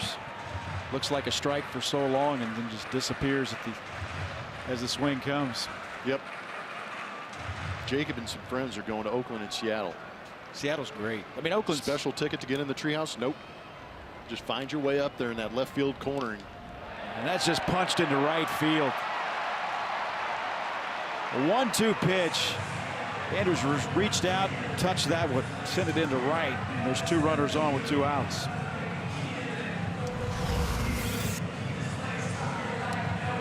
And the rear end is going towards the Astros dugout. Yes, it was. Baseball's going the other way. And you're right, just kind of punched it that way.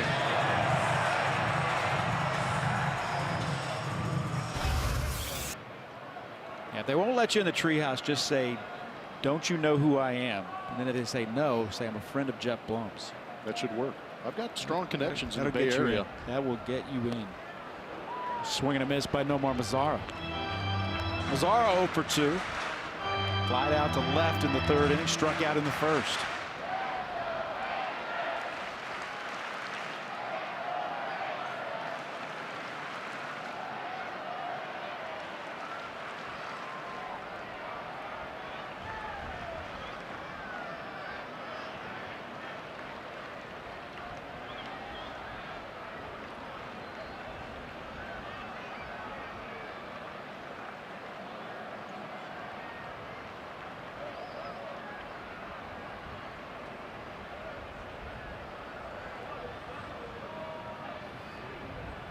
You can see Fedorowicz, he and Cole trying to get on the same page.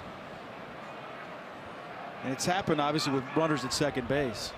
Yeah, they want to make sure that they are on the same page, but sometimes those signs can get complicated with a runner out there at second base. And we've seen a couple of breaking balls, not great breaking balls, but still breaking balls be hit pretty hard.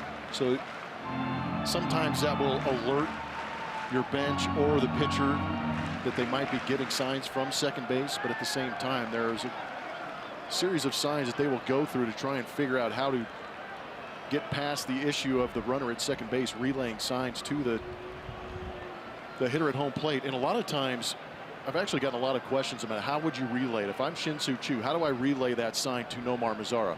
It could be a touch of the helmet. It could be looking at second base. It could be looking at third base. It could be my first step as leading off with my right foot that could tell him that the pitch is going to be on the outside. It could be just simple, just a touch of my chest, or if I have my hands on my knees. There's all kinds of ways to signal to the hitter. Batting gloves in the left hand or in the right hand, Yep. whatever the case may be. And a lot of time it's easier to pick up location because of where the catcher sets up. That's why you see a lot of catchers setting up late.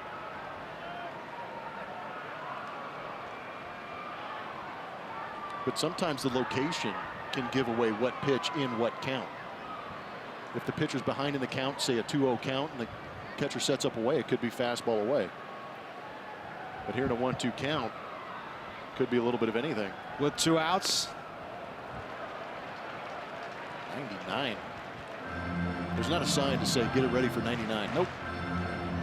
Fedorowicz was happy just to get a glove on that one. He's missed a cut. That's about the 3rd time he's thrown a pitch like that. Listen wildly to the arm side. Czar just did get a piece of that one. 2 balls, 2 strikes, 2 outs with 2 men on. Astros trailing the Rangers 4-3.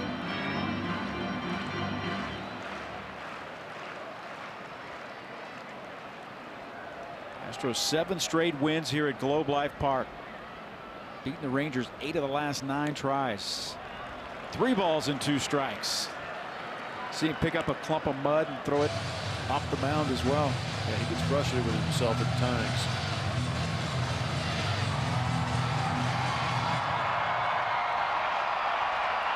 Get the feeling Garrett Cole's just been battling himself through this game. Well, it's issues with the fastball command. The 3-2, runners go, and it's fouled back. That was a good one.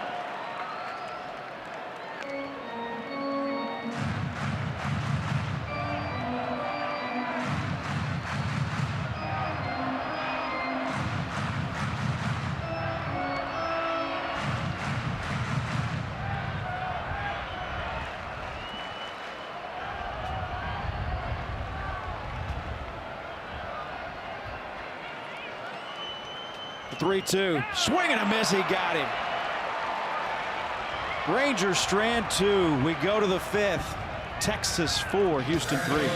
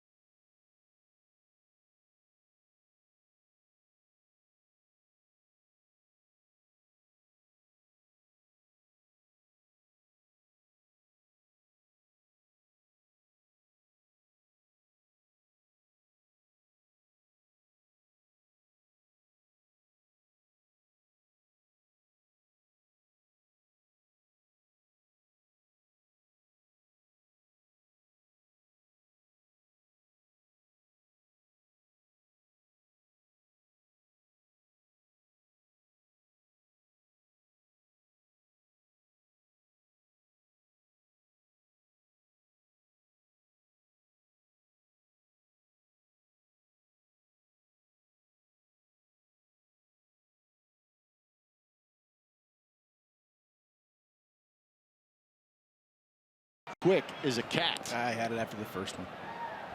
No, you didn't. Yes, I did. Okay. If you know who that Astro is, feel free to send your guesses to @ATT Sportsnet SW. Make sure you stay tuned later in this ball game, and we will let you know if you're right, like Esh thinks he is. Knows he is. Kevin Eschenfelder sitting in for Todd Callis. Glad to have you with us on this 4th of July. Alongside Jeff Blum. Julia Morales is here somewhere. Fighting the elements. She's still here? Yep. Oh, She's yeah. here. How's the wind down there? It's swirly. Gotcha. Not quite the as gritty as it was last night. Here's Yuli, hit deep to left, looking up, and it is gone. Yuli Gurriel ties the game at 4.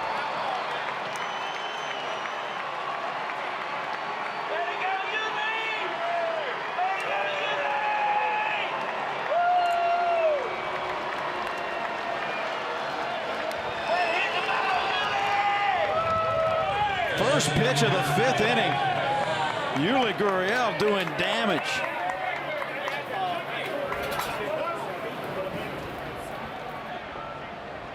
Fifth home run of the season for Yuli Gurriel.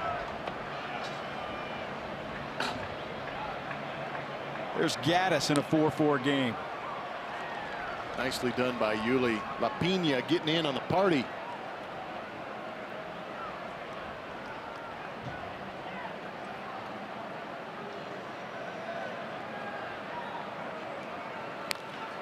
And Gaddis rips that one foul. Get the feeling the Astros are seeing the baseball really well right now. That ball was blasted. So is this one. Trying to get that cutter inside, but Yuli is very good at bringing the hands in. Watch the knob of the bat come inside. Little lag in the barrel, and then as soon as he gets to contact, just releasing. Using the energy of that body and that swing to hit that ball 427 feet. 0-2 pitch to Gaddis. Evans sends this one down the right side, and that falls in for a hit. Mazzara throws behind him, and Evan Gaddis gets back into first base. Take him however you can get him, big guy. Shaking his head like, man, I missed that. He was trying to pull it, but he ends up going the other way with it. He was swinging as if it was the cutter, but it ended up being just a 4-seam fastball, about 6 miles an hour firmer. Blows him up, but puts it in a great spot. That is the Astros' 6th hit since the start of the 4th inning. There's nobody out here in the 5th.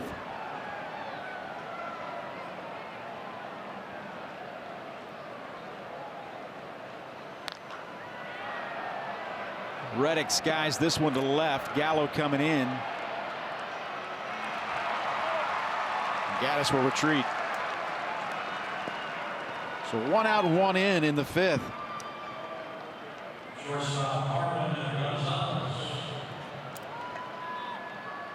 Marwin reached on an error and would score in the 4th inning. And Marwin's working the bat tape. Show tape on the 4th of July here. You got it on your multicolor pen. Did it on the mics. Kind of proud to be American. Like a lot. As it's am good I. to see these guys representing. Absolutely. Got any more? I need one for the pen. No. Thanks. Always got my back. Strike 1 to Marwin. Yeah, I've got some leftovers. I've got connections. Captain America sleeve on Yep. Alex Bregman.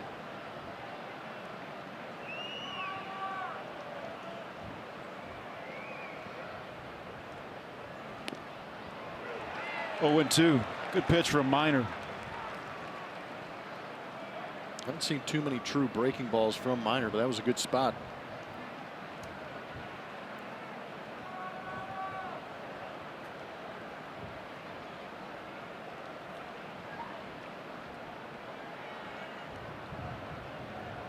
It's only the 4th curveball. Been mostly the cut fastball, right? Yep. It's been 30 of those cut fastballs, 42 fastballs. A sprinkling of change-ups in there. And that curveballs. Switching it up a result of maybe an obvious question, turning a really good lineup over and seeing that guy for the 2nd and now 3rd time through? Yeah. You'll see a lot of times pitchers only use maybe 2 pitches to get through the first time through the lineup, and then they'll expand that repertoire a little bit when they get deeper in the game, save some of those pitches for later. And we were talking about that with A.J. Hinch yesterday. He was really bringing up the point. He's not a fan of a guy really going out and showing too much in that first inning. Go out with your best stuff, establish that stuff, and move on from there. My first AB, I would be aggressive if there were runners on base because I wanted to extend the inning and get a good pitch early in the count to hit and try and create some issues and traffic on the base paths. But if nobody was on, I would be a little more patient. Take a couple pitches early on in the count, maybe see a couple more pitches and pick up that release point of the pitcher. Marwin on the ground to Elvis Andrus for one, throw over, double play. But Yuli Gurriel leaving the building. His 5th home run of the season ties this game at 4.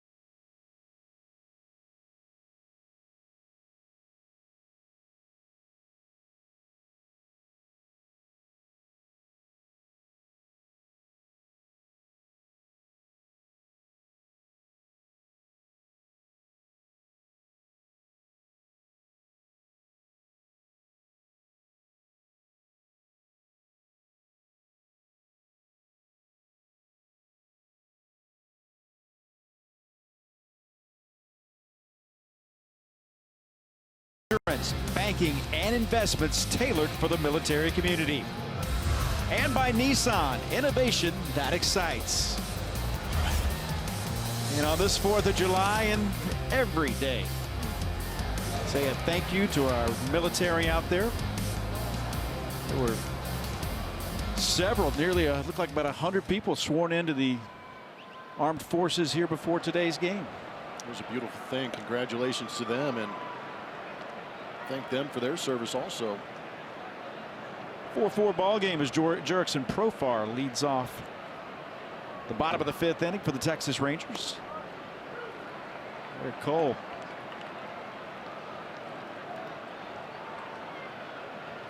He has battled through some things, giving up those 4 runs, gave up a run in the 2nd inning and then 3 more in the 4th. Make it 3 more in the 3rd. A breaking ball. It's 1-2.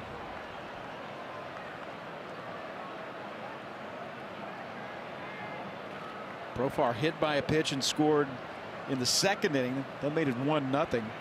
He had an RBI single and would score in the 3rd. Ball hit on the ground, just the opposite way with the shift. Jurickson Profar's at first base.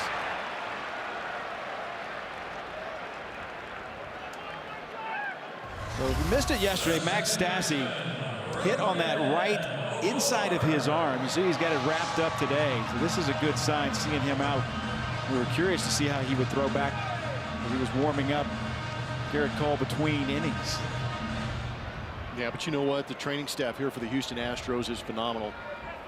Jeremiah Randall leading the way, but they've done a great job of taking care of these guys, and they have perfected the craft of keeping these guys on the field. And you know, without that being broken for Max Stassi, that Stassi wants to be out there as quick as possible too. So them working together, it's good to see him out there catching and throwing. So McCann out on the disabled list. Stassi He should be back in the not too distant future as Rugnet Odor comes in. So now it's Tim Fedorowicz behind the plate, and Julia, he's a guy who didn't waste much time getting his feet wet here in the big leagues. He actually didn't have time to even get settled in the dugout for that game before he was having to find his gear and running around the way that game went yesterday. Stassi getting hit, but jumped right in, told me, it's almost easier to go in at the beginning of a game like that because Dallas hadn't even started yet than to come in maybe after they'd been working the game plan, making adjustments on certain hitters. So he kind of went into last night's game with him, but he got a tip of the cap from Dallas, also from Hector Rendon. Blummer, I remember you saying there was a lot of trust between those two with the way that Rendon was bearing some sliders in there with the bases loaded, showing the trust, and Rondon said that after the game, and then Fedorowicz said it as well. These two have history playing with the Cubs together, and so they know each other very well. And Fedorowicz said Rondon looks a lot like he did in 2016 when things were going really well. He was really impressed getting a chance to catch him last night. So a big moment for Fedorowicz, and he impressed a lot of guys on this team last night. That is a real good thing when he's saying that Hector Rondon looked like he did back then with the Cubs. That's a great point, too, that she brings up. I completely forgot that Fedorowicz was there with Rondon in Chicago. Yeah, Fedorowicz has been in the big leagues. He was in with the Dodgers in 2011 and 2012, just limited. Also with the Dodgers in 2013 and 14. Then he went on to the Cubs. Spent a little time with the Cubs in 2016 and with the Giants last year in 2017. Ended up playing in 13 games with the Giants.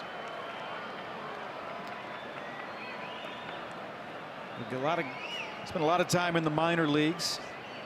Got a little bit of time here in the big leagues, and now he's here behind the plate and catches that pitch from Garrett Cole, who blew it right by Rugnet Odor.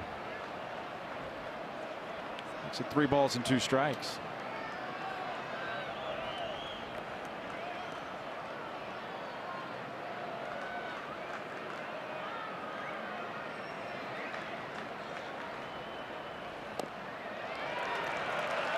Ball 4. So 2 on and nobody out for Robinson Chirinos.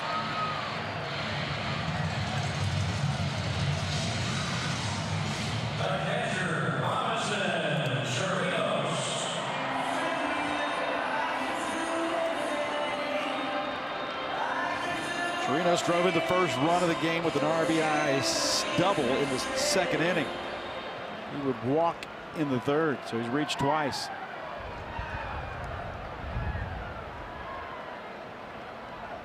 A.J. Hinch would love to see a ground ball right at a middle infielder here.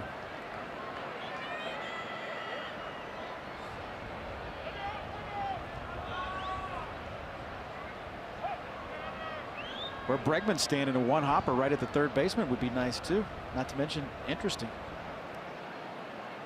Triple play is in order. I'll take it.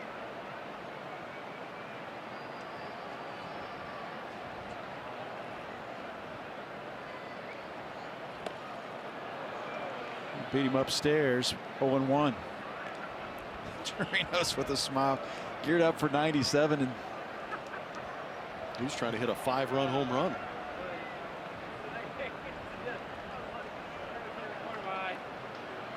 Pitch count up for Garrett Cole. Hasn't retired anyone here in the inning. We're in the 5th.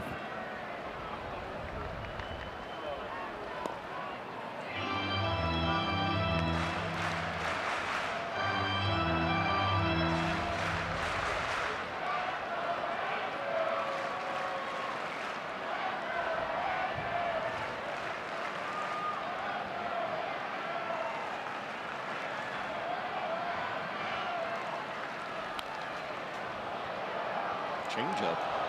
Fouled back. We've seen 5 of those from Garrett Cole also. Not a pitch he usually goes to, but having walked Rugnet Odor with that slider, maybe opting for the changeup.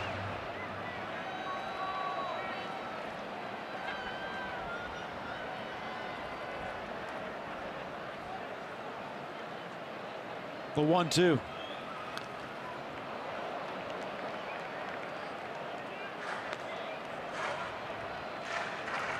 Watch the velocity here with Garrett Cole, because you get it at 100 pitches, more than likely his last inning. Might be looking to empty the tank right here. Well, you and Todd talk about this a lot, but that final inning when he knows he's going to be done when he gets to 100 miles an hour. Very similar to Justin Verlander.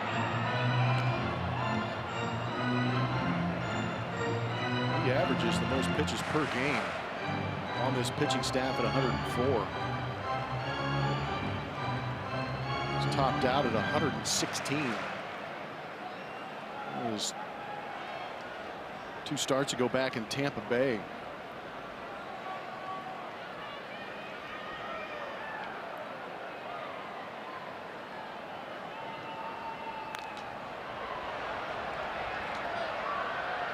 One popped into the seats.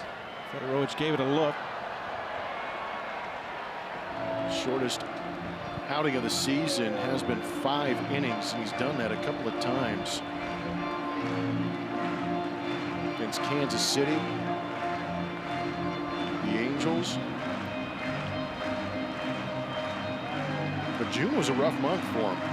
The win-loss column, it looked great. He was 4-1, but the ERA for him jumped to 3.41. Which is nearly a run over his season ERA. Chirinos continuing to battle.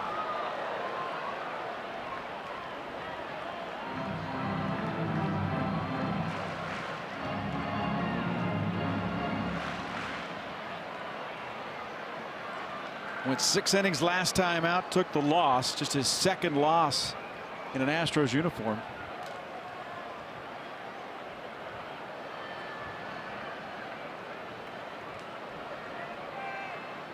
I think up in the zone is the place to go with Chirinos. Look at that. It's just frustrating. Yeah, They're peppering trying, the top of that zone. yeah, they're trying to get the fastball by him up there, but he just has enough on that swing to foul it off.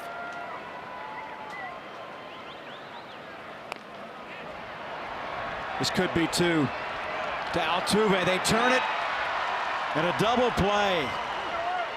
Well, Garrett Cole needed that one in a bad way. Ball wasn't hit hard, but with Chirinos running, it was an easy turn. And so now Jurickson Profar is at 3rd with Joey Gallo up and 2 outs. That ball was spinning like crazy off the end of the bat of Chirinos. It was a great job by Marwin to stay with that. Grass slowing that spin down a little bit. And with that new slide rule at second base, that's what allows a second baseman like Altuve to just stand there and wait for the throw. Otherwise, he'd be in panic mode, worrying about getting blown up. Especially as slow as that ball was hit, so Odor would have had a better chance of getting down the line and being right on top of him.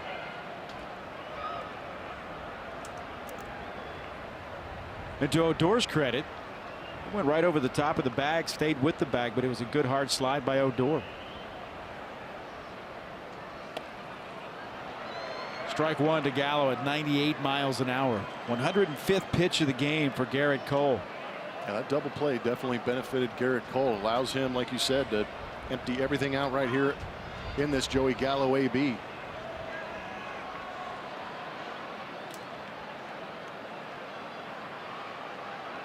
Gallo 0 for 2.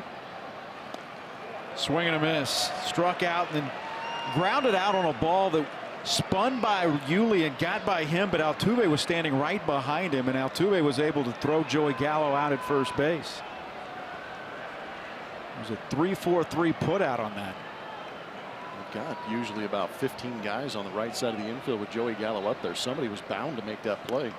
Swing and a miss. He struck him out. A double play and a strikeout of Joey Gallo, and Garrett Cole finishes strong.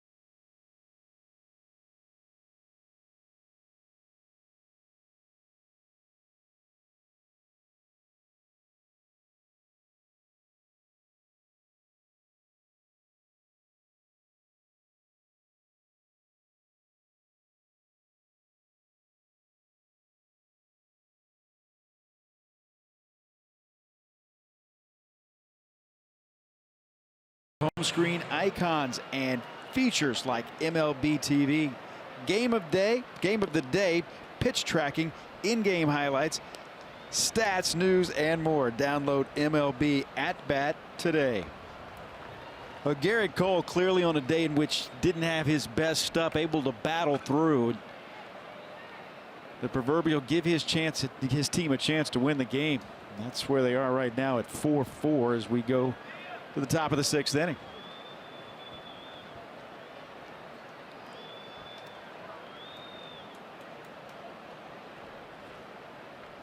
Tim Fedorowicz will lead it off.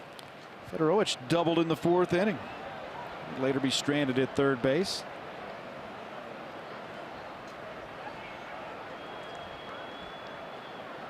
Reached twice with that walk and the double.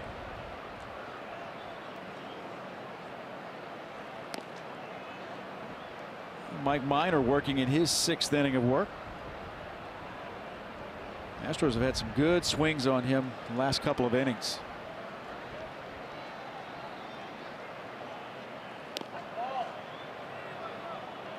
He misses. It's 2-1.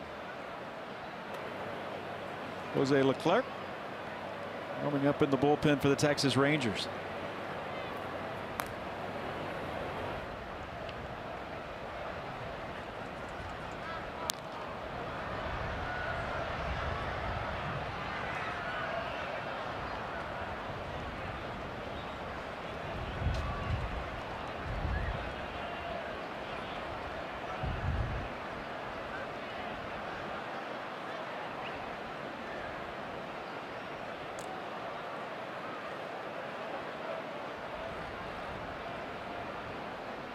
Here's the 2-2 pitch.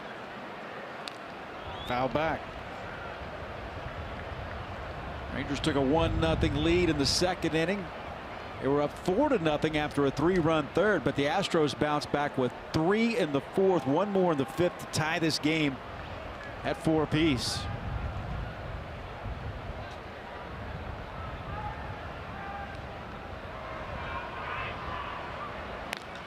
Fedorowicz hits this one to left. Joey Gallo there. There's one away.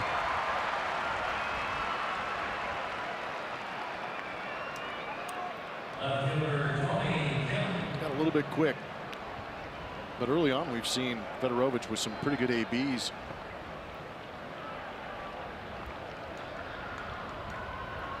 Bring up Tony Kemp. He's flied out twice. One of those in a situation where he would really like to have that at bat back. He hits this one on the ground to Elvis Andrus. 2-hopper. He'll throw across, and there's 2 away. We're going to name that Astro. It's brought to you by Nissan. Cameron Field, 1st-round pick, quick as a cat. Who is it? Please. Self-proclaimed Big Puma. And he played at Cameron Field, not Reckling Park, which is where the Rice Owls play now. There you go. I have to say that 16th overall draft pick worked out pretty good for the Astros. Spent a little time here with the Texas Rangers. Got him a World Series ring with the St. Louis Cardinals. So he played for a couple of Astro rival teams. Well, he got traded from the Astros to the Yankees. They weren't so much a rival at the time. Well, no, I understand. Yeah. Mark Melanson was in that deal. Came back to the Astros.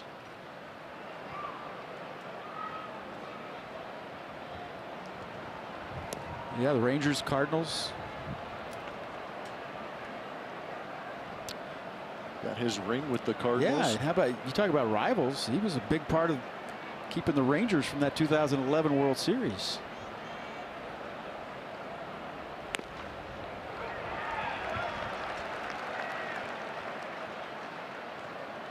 He and Nelson Cruz.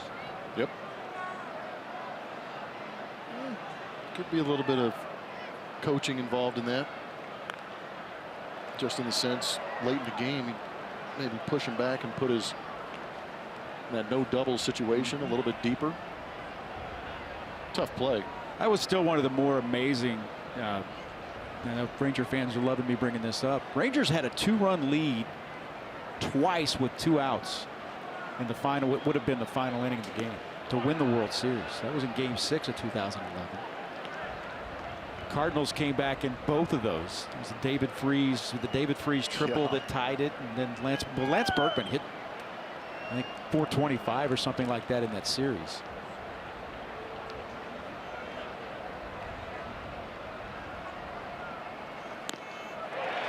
Swing and a miss. That'll retire the side. 5.5 in the books. We're tied at 4.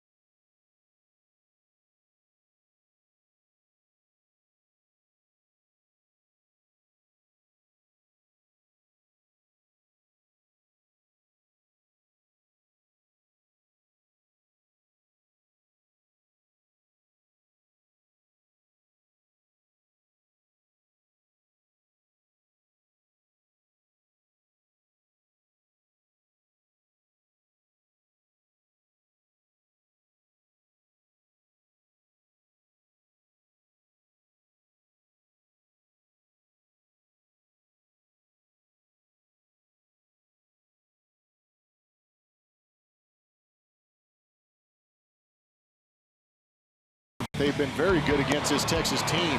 This season, they are carrying a 2.44 earned run average, holding them down to a 192 opponent batting average.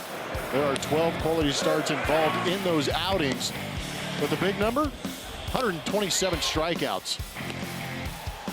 That is a great number for the Houston Astros, working against a team who has a tendency to strike out quite a bit. But that is a great ERA, allowing this offense to go out and score plenty of runs that have ended up being wins. That'll bring on Will Harris, who will appear in his 36th game, 3-3. 11 holds, looking to do just that right here.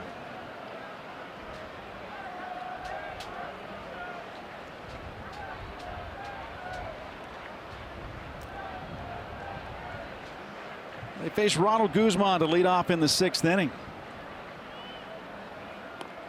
Garrett Cole battled through 5 innings, giving up those 4 earned runs on 8 hits, walked a pair, and had 7 strikeouts. Also gave up the long home run to Shin-Soo Choo. Misses outside. It's 1-1. Guzman 0 for 2. Struck out and flied out in the 4th inning.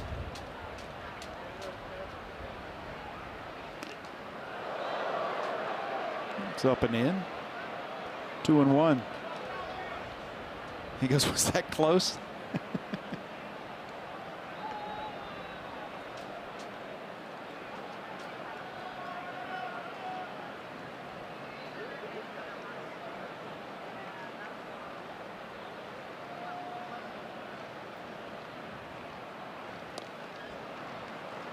Two balls and 2 strikes.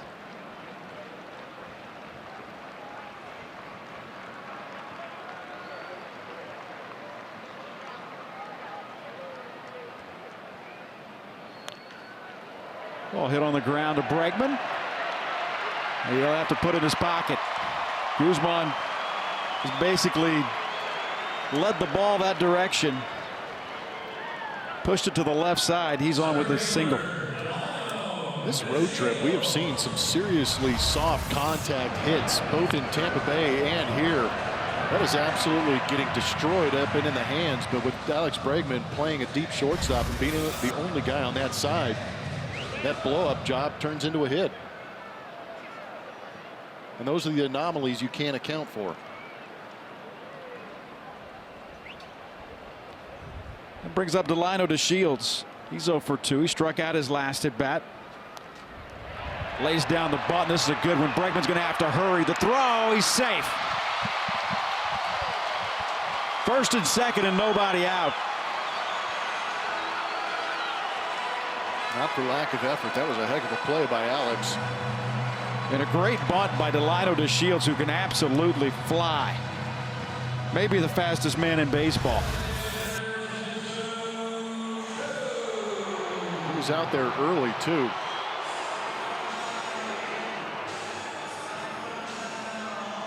But a good job on the bare hand, throwing back across his body and giving himself an opportunity, but just a step behind Delino to Shields. Now, 2 singles to start this inning that combined have not traveled 100 feet.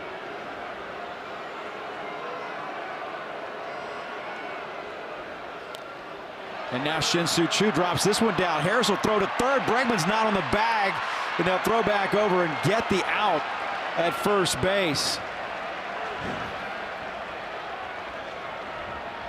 Well, the only reason you're smiling is because Shin-Soo Choo can't run. Yep. Otherwise, you'd have bases loaded and nobody out. Instead, you have second and third with 1 out. It's a heads-up play by Alex Bregman, who broke in and was trying to scream at fellow alumnus from LSU. But Will gave him the toss. See the panic. And then the celebration. What just happened? He really wanted Bregman to be on that bag, trying to get that lead runner in Guzman. Just your standard 1-5-3. Exactly.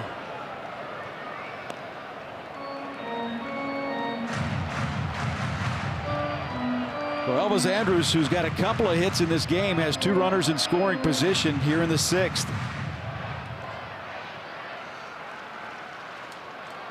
Yuli playing in on the grass.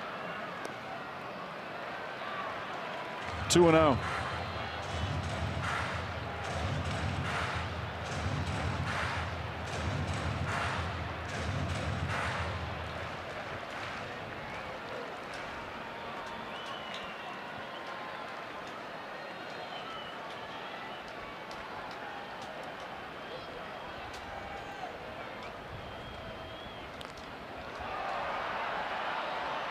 Fouled out of play.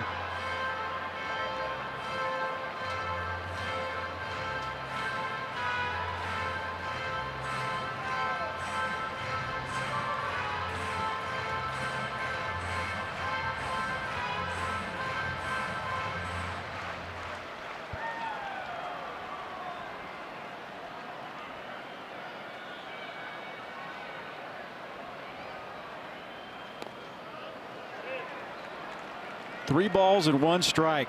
Well, this inning started with Ronald Guzman getting blown up in a ball that just trickled over to the left side. With the shift, he was at first base on a single, and then Delino to Shields laying down a bunt was able to beat it out. Back-to-back singles. 1 out with runners at second and third. Andrus, the ground ball right at Marwin. He'll look Guzman back and throw over to first, and there's 2 away. It was not a good AB from Elvis Andrus.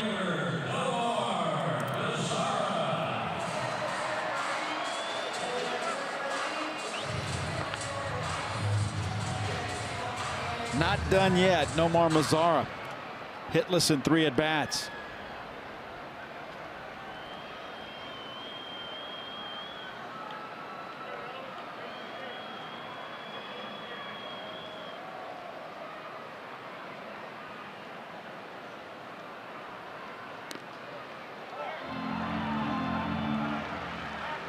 Pitch at the top of the zone. It's strike 1.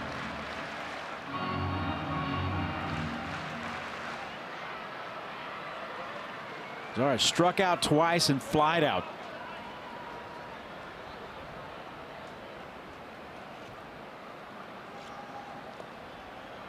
Good block by Fedorowicz. Julia talked about that as well.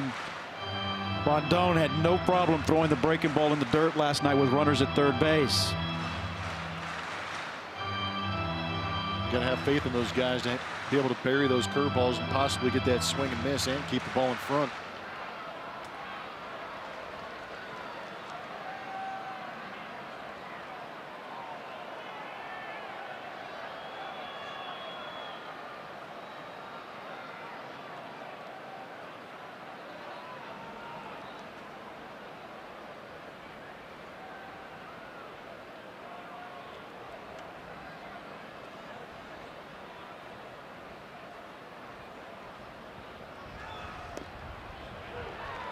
A ball and 2 strikes.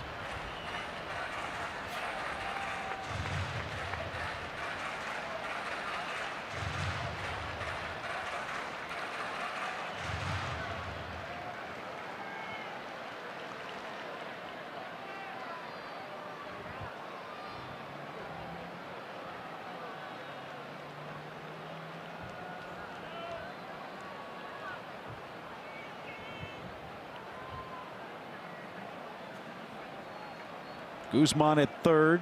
Delino to Shields at second. A 4-4 game with 2 outs.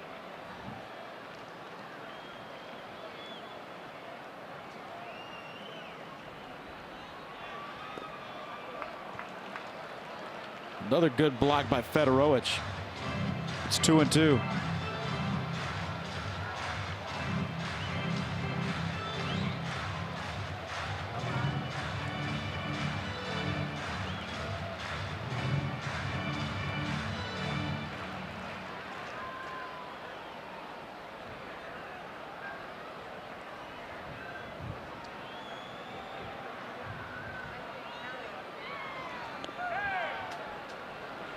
Three balls and 2 strikes.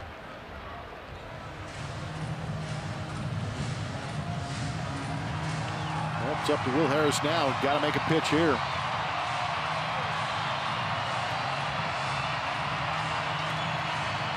Jerks and Profar waits on deck. He's reached all 3 times.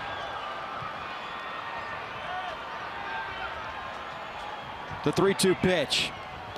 Swing and a miss, he got him. Rangers leave 2 as we remain tied at 4. On this Independence Day, USAA honors those who have served and all of our service members at home and abroad. Hey, I'm Tech Sergeant Joseph Cherry from Lake Jack Missionary Wing, and I just want to give a big shout out to the Houston Astros. Go Stros!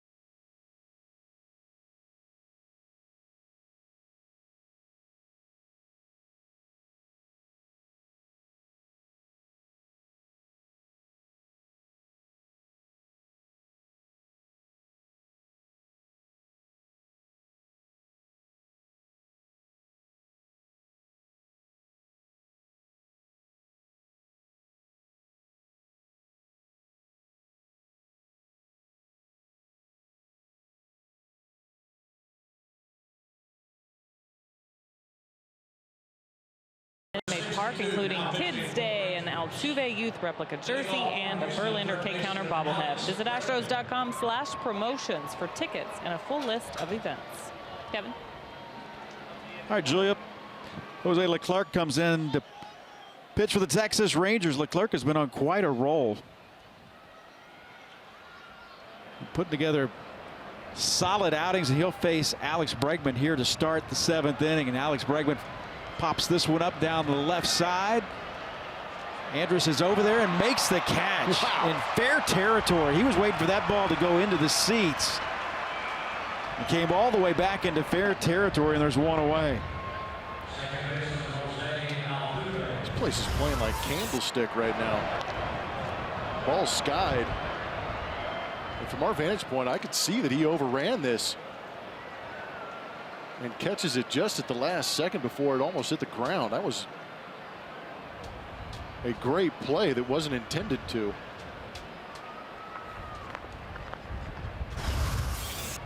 The way the He's ball, getting no help from Joey Gallo. Exactly. That's exactly what I was thinking about. Looking up at Joey Gallo. Where were you? As for Leclerc, opponents 0 for 14 coming into this outing in his last 5 trips to the mound, also with 7 strikeouts. 1-1 to Altuve. 32nd appearance. 2-2 with a 2.43 ERA. Altuve rips that one foul. We've seen a lot of hard hit baseballs right into in that area. section. Yeah.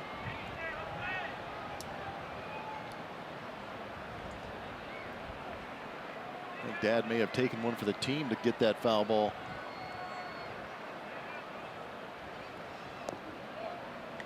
Two balls and 2 strikes.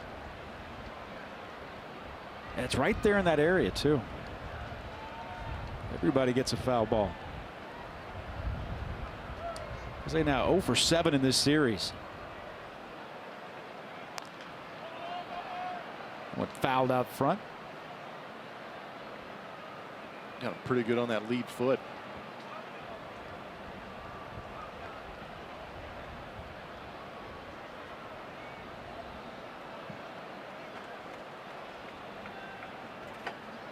He's a swing and miss guy. Leclerc leading the way in that whiff percentage. Does a good job with his fastball. Comes in there close to 95 miles an hour consistently. He's got 3 other secondary pitches. Changeup, slider, and split. Primarily fastball split to right-handed hitters.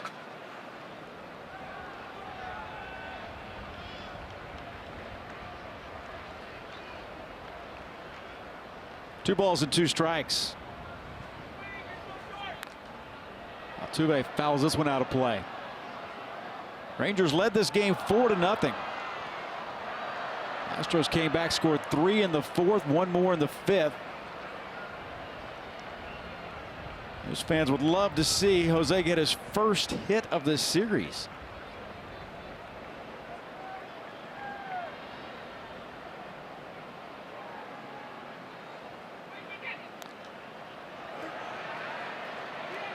Popped up. Will it stay in play for Guzman? It does.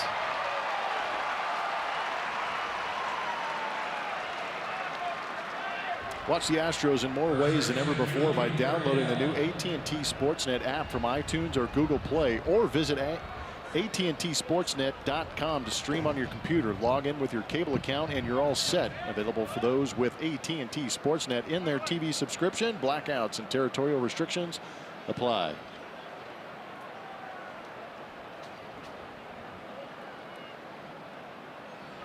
Yuli Gurriel bats with 2 outs. He has had some great swings tonight. Pops this one up, though.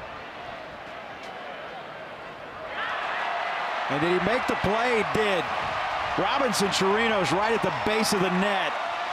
And that'll retire the side. 7th inning stretch on this 4th of July 2018. We will keep it right here in a 4-4 game as we honor America for this edition of God Bless America. Essick of the United States Air Force. In honor of all the veterans who have served our country and the servicemen and women who are currently stationed at home and around the world, Airman First Class Jacqueline Essick will now perform God bless America.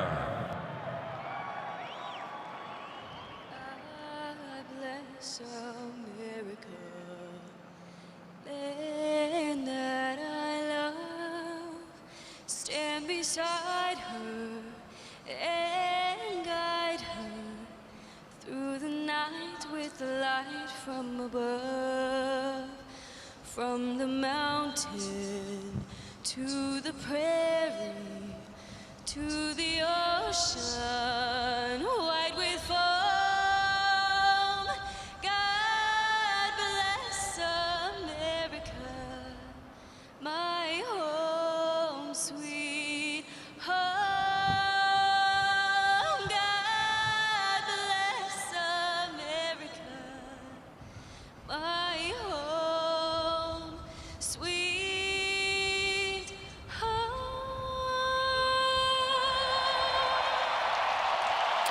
Let's send it to Bart Ennis and Mike Stanton, our rooms to go lounge. We head to the bottom of the 7th.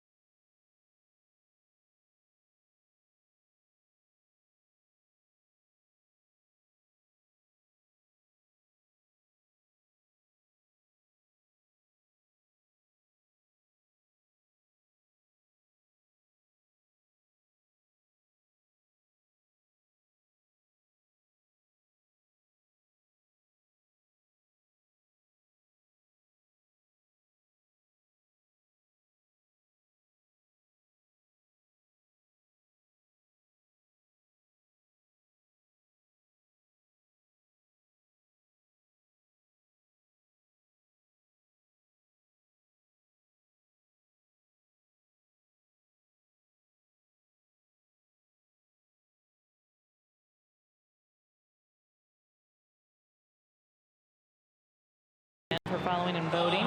Tonight we asked how many Astros should make the All-Star game pitching staff. You go with 4 or more, I like it, 63%. If it was up to Lance McCullers, this guy would be on the team, according to his Twitter. Well, 27th appearance for Colin McHugh, and you're right, Julia. He has been rock solid in his 37 innings of work out of the bullpen. At 0.97 ERA for Colin McHugh. Yep, definitely deserves some consideration. Lance McCullers was also pumping up Hector Rondon after his performance last night too, but Colin's done great out of that bullpen. Fastball has gotten a couple extra miles an hour on it, which has brought some nice life to it. It's also set up that slider for him. Works here in a 4-4 ball game to Jurickson Profar. Profar leading off the 7th inning. Profar has reached all 3 times tonight. He scored 2 of the Rangers' 4 runs. Hit by a pitch and scored in the 2nd. He would single and score, an RBI single, and scored in the 3rd. Singled again in the 5th inning. Wow, for all the talk, go talk to your manager then. People out there, the commissioner's office picks along with player vote for the pitching staff. No longer manager choice. That is exactly the case, and that's what AJ pointed out yesterday. And one of the we listen to his press conferences all the time, and we hear the questions that get asked. But when you come into a different city, they'll get that question for AJ Hinch, and AJ basically yesterday was saying, "I manage the team that I am given in the All-Star game." Profar hits this one to right, fairly deep. Reddick gets underneath it, now makes a sprint back towards the infield.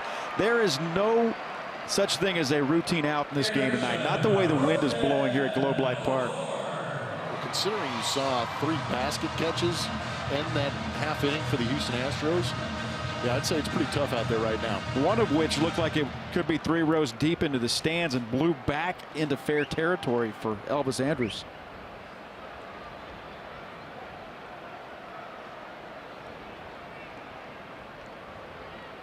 Rougned Odor 1 for 2 with a double and a walk.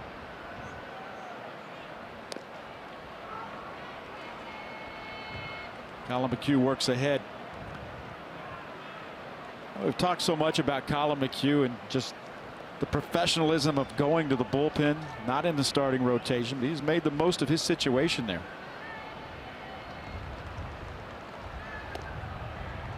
Just missed on the inside corner. It's 1-1.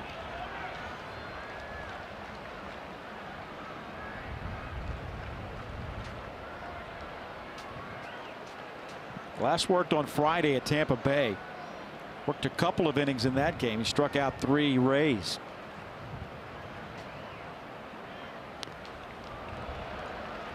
A ball and 2 strikes. The wind has done a good job of bringing down the temperature, though. It was 91 degrees at first pitch. Yeah, last couple of days, scorching hot here in the Dallas-Fort Worth area.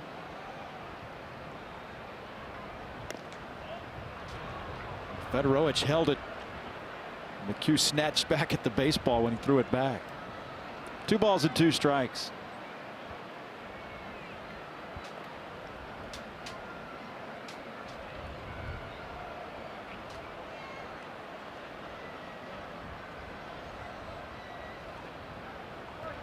Count goes full.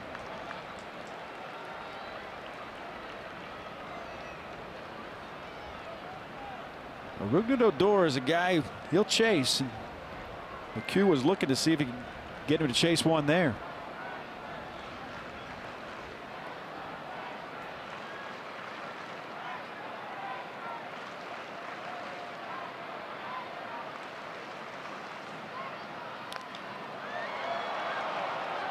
High pop up. Altuve back. And Altuve another basket catch.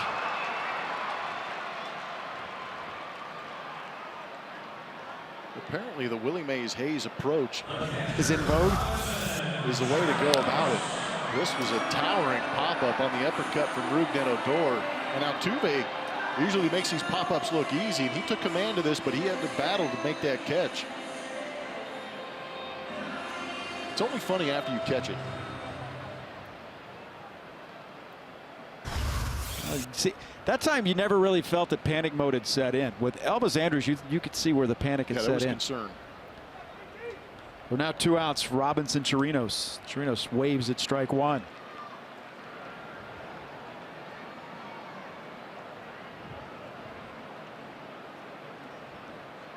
Chirinos with an RBI double drove in the first run of this game. Hit into a big double play in the 5th inning.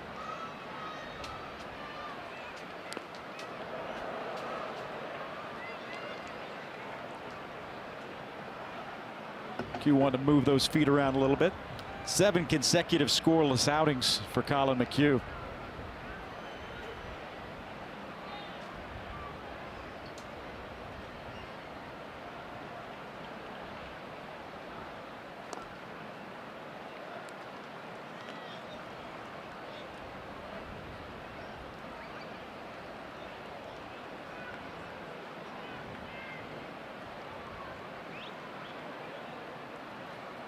Astros looking to make it 8 straight wins in this ballpark.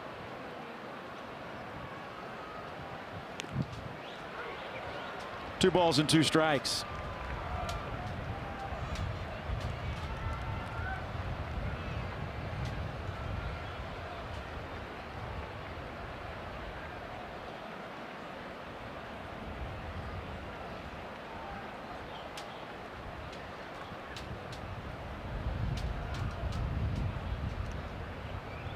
A huge crowd on hand for this one tonight, too. They're taking in the 4th of July festivities. Fireworks still to come.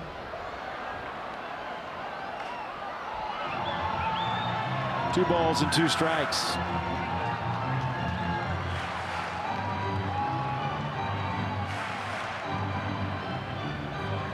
Rangers had a golden opportunity in the 6th inning when first 2 batters reached on singles. Swing and a miss. Great pitch by Colin McHugh, and that'll take us to the 8th inning, tied at 4.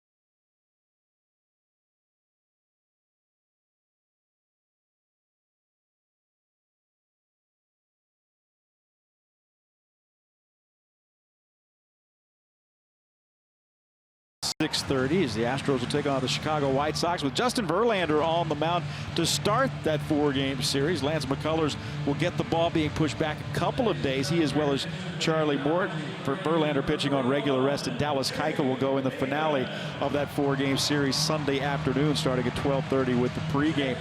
It is a couple of 4-game series and a 3-game set. Take the Astros into the All-Star break. The A's coming into town after the Chicago White Sox, followed by the Detroit Tigers.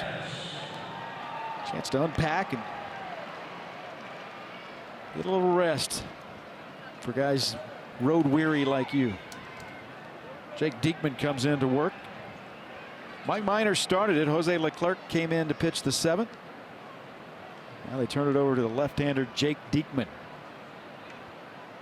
Walks are an issue sometimes with Jake Diekman finding that strike zone. Still got good velocity out of that left arm. Also has a slider.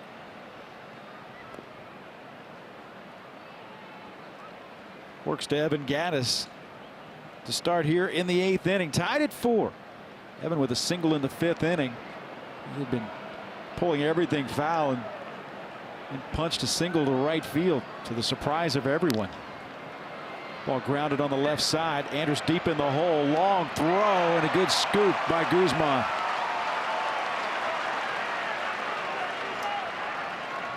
Got to remember that Elvis Andrus was on the DL earlier this year with a broken right elbow.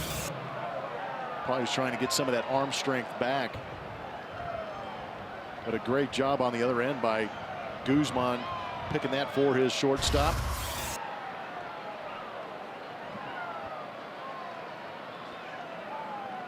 Well, Josh Reddick with some punch in the 6th hole for the Astros tonight.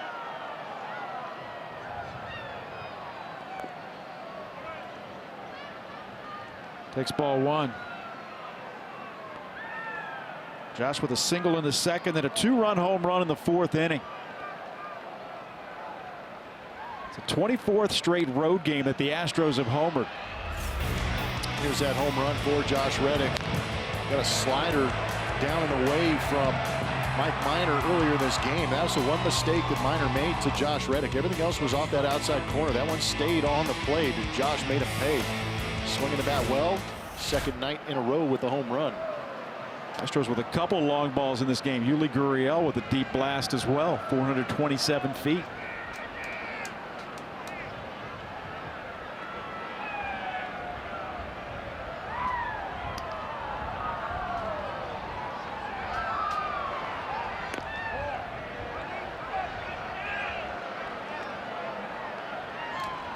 The thing about Josh last season, he really turned the thinking on from the standpoint everybody had thought of him as a guy that wasn't that good against lefties. He was actually better against lefties and shoots a single to left field. For a one-out base runner for the Astros in the 8th. He was better against left-handers a year ago than he was against righties, and comes up with a single here. Join the Astros at Minute Maid Park this Saturday as 10,000 fans will receive an Astros gym bag presented by Houston Methodist. For more information and tickets, visit astros.com/promotions. But everybody just getting along. Astro fans, Rangers fans.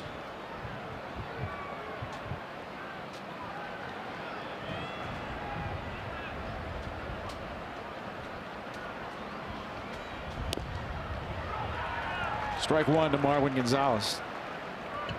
Marwin reached on an error and scored in the 4th.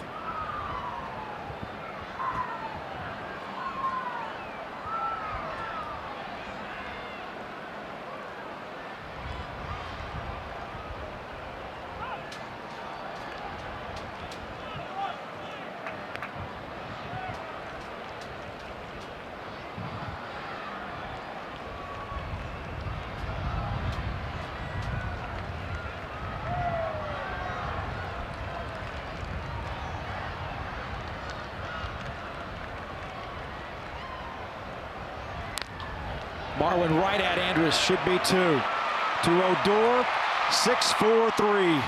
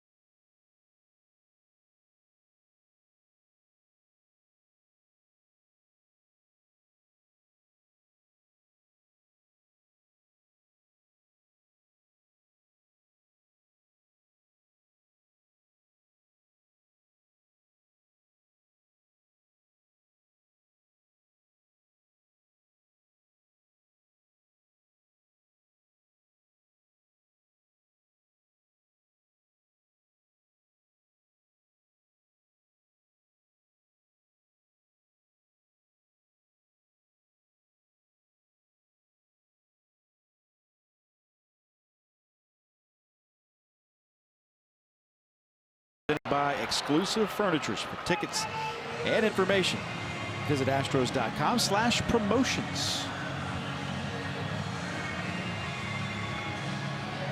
Kevin Eschenfelder alongside Jeff Blum and Julia Morales. Todd Callis will be back with you tomorrow as the Astros open that 11-game homestand.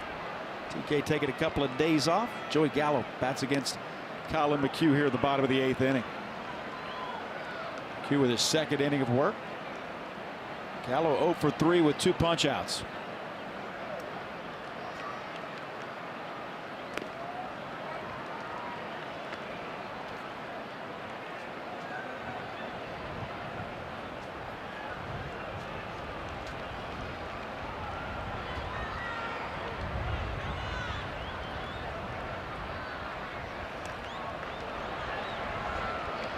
One ball and 2 strikes. Good curveball from Colin. Does a good job of changing speeds on that pitch, dropping the velocity down to 76.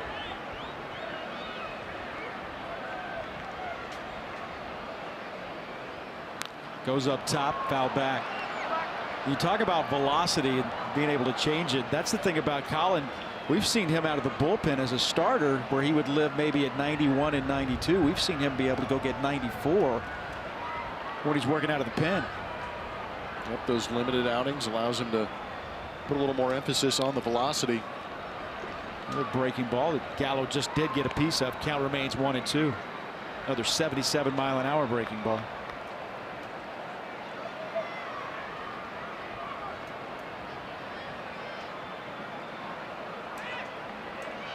Colin McHugh, a 19-game winner in the big leagues. Working out of the pen and working very well with a sub-1 ERA.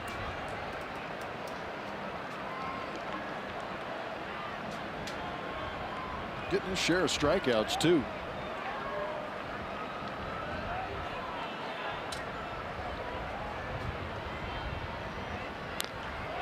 Gallo hits this one to center. George Springer is right there.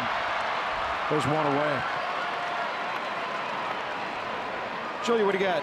Well, more on Colin McHugh. He's really fun to talk to. One of my favorite interviews just because of how thoughtful he is in all of his answers. But it was fun to hear him discuss the transition from a starter to a reliever and just how you get yourself ready for each day. And that comes down to how much you eat, when you eat, how much coffee to drink, or no caffeine. I mean, it's the little things. And he was looking at guys around him, kind of watching what they were doing. There's a lot of veterans in that bullpen, which has helped him as well. But when you talk about commitment for him, that was the big thing. It was just committing to the role that he has in that bullpen and getting away from that mentality as a starter. And he said that the starting rotation really helped him do it quickly. Those guys went out, they went deep into games right out of the gate.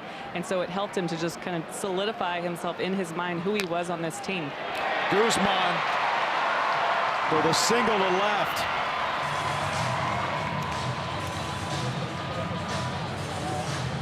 Colin has taken to the role. It's the role that's been given him. Why not make the best of it?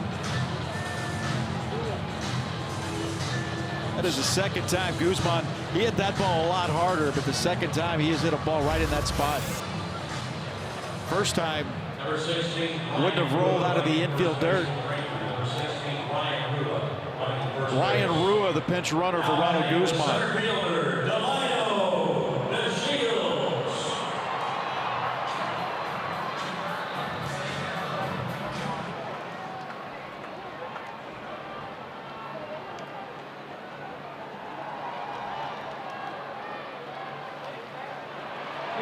There's the bunt. They get it down. Colin McHugh just did get Delino to Shields.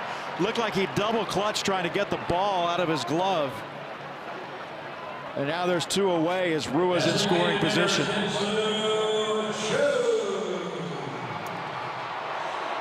Well, speed puts everybody on alert, doesn't it? Yep. Trying to push that bunt this time.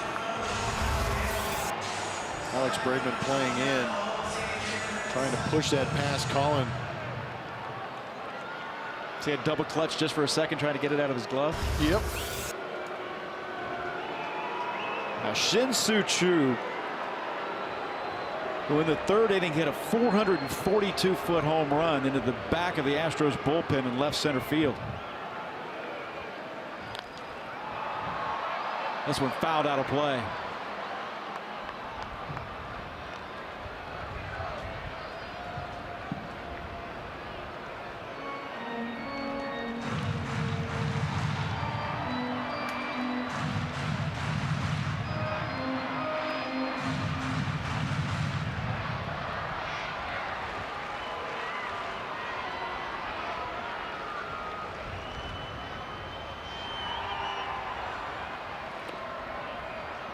Just missed the outside corner.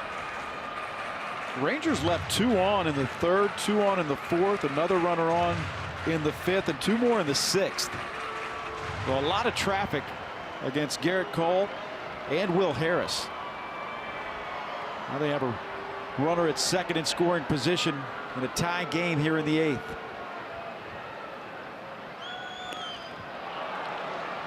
Went upstairs with 92 miles an hour. Got it past Shin-Soo Choo. Ball and 2 strikes.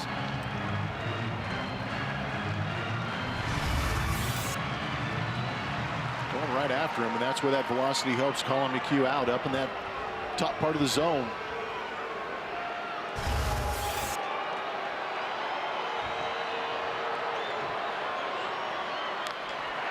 True to center field. George is there, and that'll retire the side.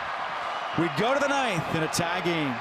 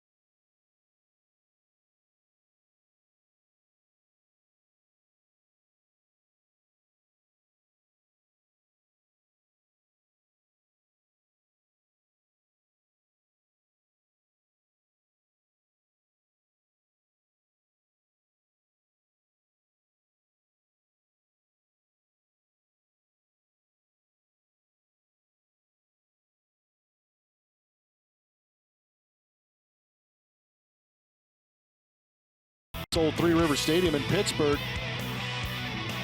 The winds were angry that day.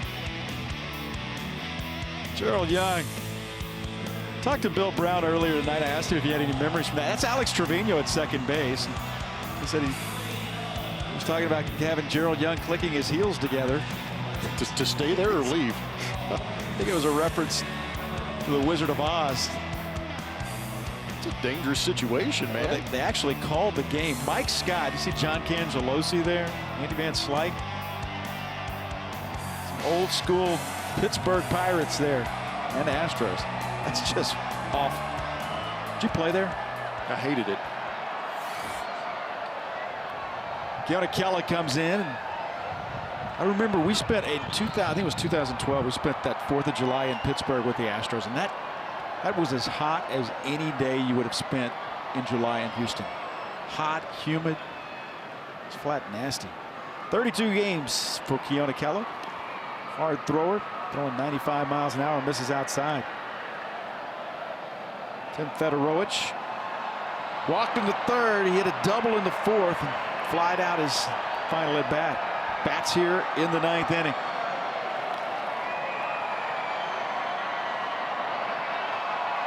Eight, 9-1 due up here in the 9th for the Astros.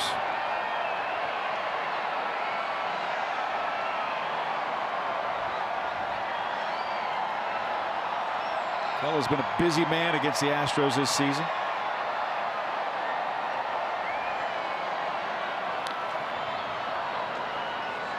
Fouled back, going to make a play.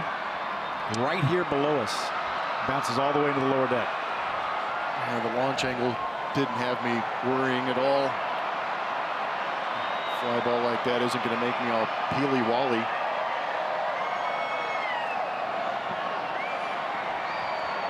Sometimes I don't even know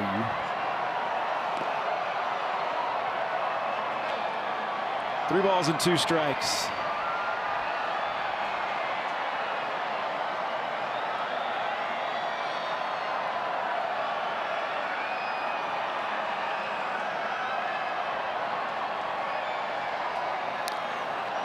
This ball hit into left. Coming on is Gallo. Make it Rua, who came in that last inning and makes the catch.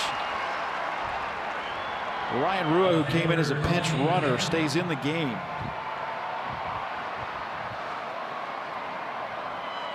And Gallo moves to first base.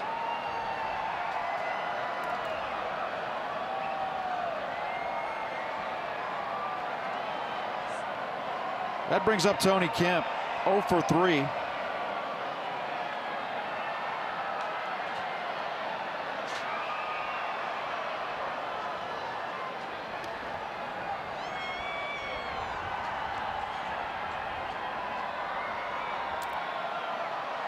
When he flied out his first 2 at-bats, grounded out in the 6th.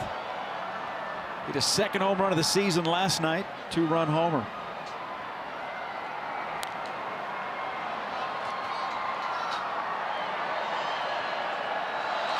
Nice play by an Astro fan. And then he gives it to a little girl. Keala, while this is not obviously a save opportunity, he's converted his last 22 save opportunities. It's the longest streak going in the big leagues. Just gives you an idea just how good he's been lately when there's 2 outs in the 9th.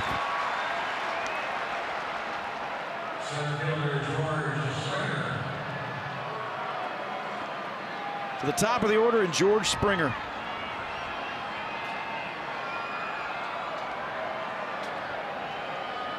Oh for 3 for George. 3 strikeouts and a walk.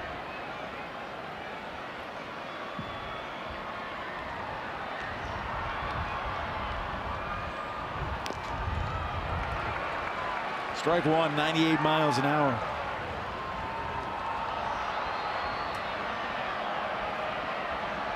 Kella's given up some big hits in this series against the Astros.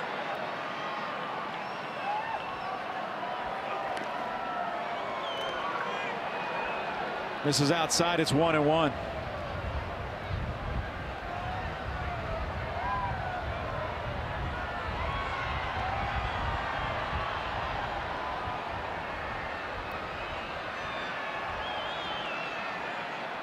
Keller, the 4th pitcher of the night for Jeff Bannister.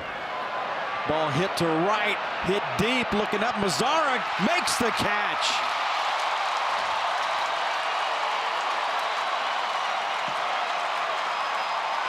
George Springer right now gave it a ride. We go to the bottom of the 9th, that far away. Tied at 4.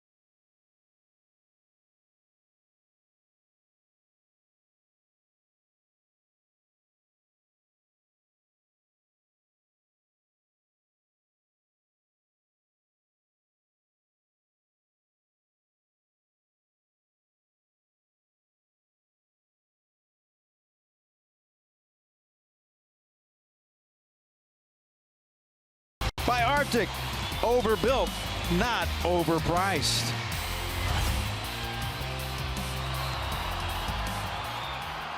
Bottom of the 9th inning in a 4-4 ball game. Kevin Eschenfelder, Jeff Blum, Julia Morales with you here in Arlington. It's Colin McHugh. Stays in there to work to Elvis Andrus. That's another one of the beauties of Colin McHugh, not just how successful he's been, but the fact that he can be this versatile and give you multi-inning outings. Foul back, it's 1-1. Andrus 2 for 4.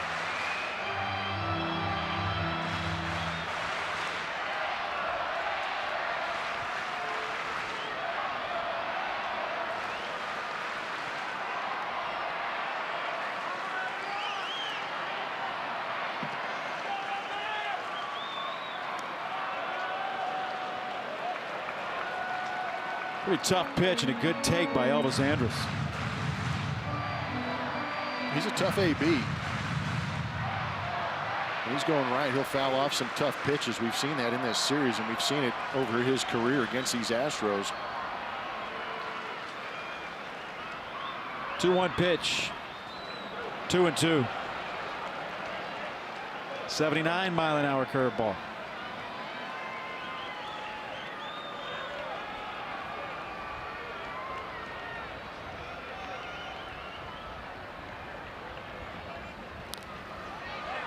Popped up on the infield.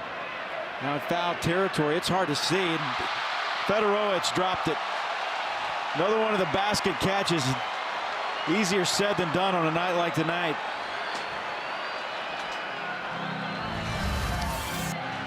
And he's going over to the on-deck circle where there's a lot of pine tar weights and a hitter that barely got out of the way.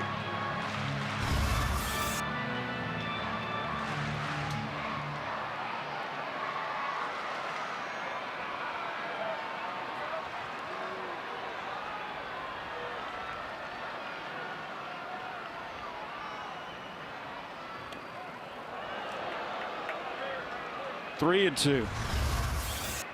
Mazara just kind of ducked.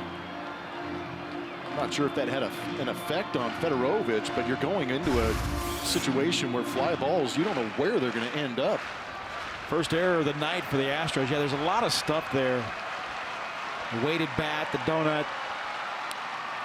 This one popped up on the left side. Bregman over, and Bregman will make the play.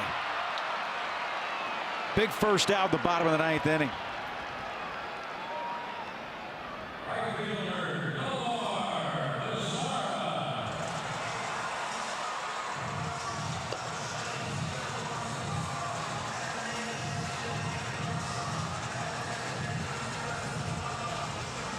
Give Colin McHugh credit for keeping his focus right there, even after that drop, going back there and making a pitch.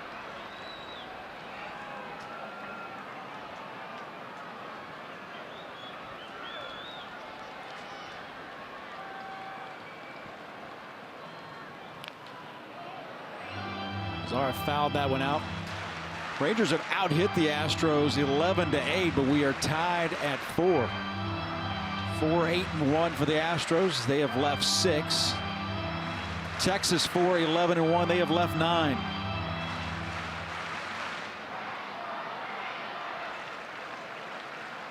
One man smiling, the other one's not.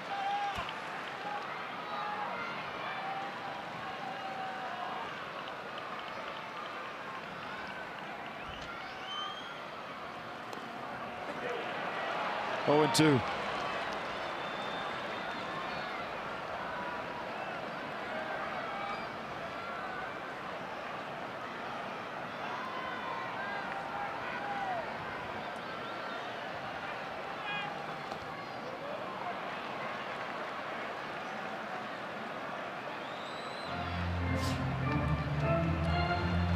Fedorowicz still doing a good job behind home plate, blocking that ball with 2 strikes. The only reason I bring that up is because we saw Max Stassi earlier, but I'm not sure if he's even cleared to be in this ball game today. So that leaves Evan Gaddis, your DH, as the backup catcher. The emergency catcher, in my guess, would have to be Marwin Gonzalez, possibly. But it's just kind of interesting as you creep towards late in these games. Well, Stassi between innings, and obviously that's nothing compared to game speed. We saw him warm up Garrett Cole. He looked like he was throwing the ball back to Cole fine. Well, it's grabbing a bat, too. It's one thing to be able to catch and throw, but then be able to have a grip on that top hand. It's got to be miserable for him right now. Hit with a pitch last night on the inside of that right wrist. 1-2 to Mazara. Mazara hits that one right at Bregman in the shift. And there's 2 away.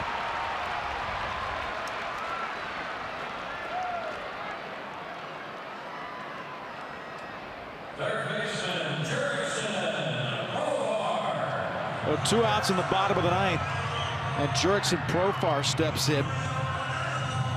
2 for 3 with a couple of singles and 2 runs scored. Also has his 6th stolen base of the season in there as well.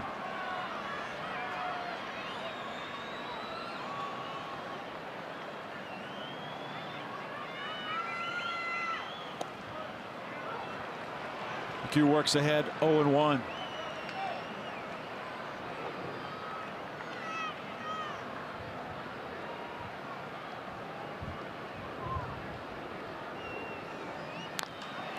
Profar hit the center field. Now this 4th of July, we go to extra innings. We go to the 10th, tied at 4.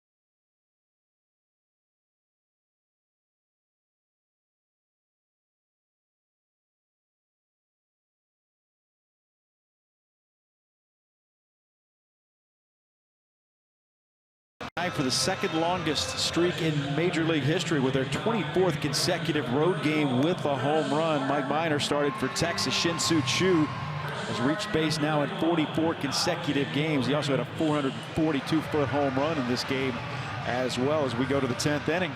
And Chris Martin, the Arlington native, comes on for the Texas Rangers.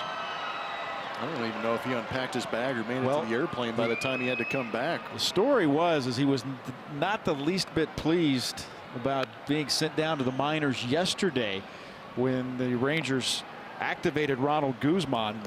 One of the beat writers saw him stuffing his 4th of July commemorative jersey in his bag and storming out of the clubhouse. Didn't take long and he was back because last night Tony Barnett left in the middle of his outing. And he is on the disabled list and immediately re-enter Chris Martin. Immediately he will face the June Player of the Month and Alex Bregman.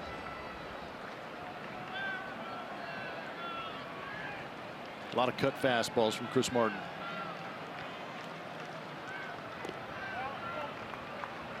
You probably heard the story. Martin, the only player to play for the Rangers from Arlington High School.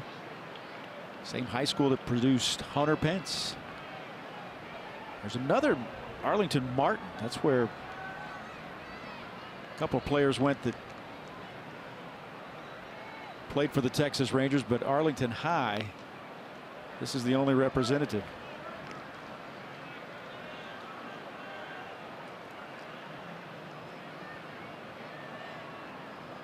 Good time to hit. Yes, it is. 2-0, especially this guy who knows the strike zone as well as anyone.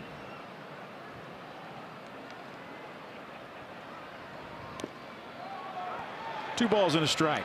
And the beauty of Alex Bregman right now, even though that is a strike, that was not something he felt like he could rip into a gap and put himself in scoring position. So he takes it, doesn't panic, says he's going to have to come back at me with another good pitch in order to get me. But if he makes a mistake, be ready for Alex to put a good swing on it. 3-1. 97. Yeah. Looking at some frustration from yesterday. Don't make a mistake. 4-4 in the 10th. Hitters count for Alex Bregman, who extended his hitting streak earlier tonight. We're going to add to that. Got a good swing, just fouled it off. Alex Bregman, we talk about the all-star numbers he's putting up. Jose Ramirez is leading in votes, and he's also an all-star third baseman. But since July 14th of 2017, the comparable numbers between Alex Bregman and Jose Ramirez of the Cleveland Indians. Batting average very similar. Home runs, Alex getting up there. The RBI goes Alex's way. Runs scored very similar in the OPS. Alex Bregman continuing to climb and be competitive with an all-star third baseman like Jose. In a 9-game hitting streak, but hits this one at Elvis Andrus, throws over and got him. 1 out in the 10th. Second baseman Jose Altuve.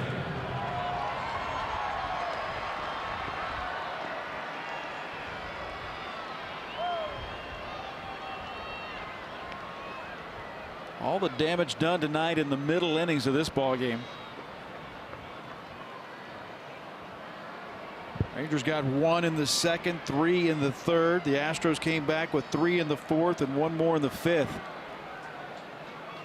Nothing since, tied at 4.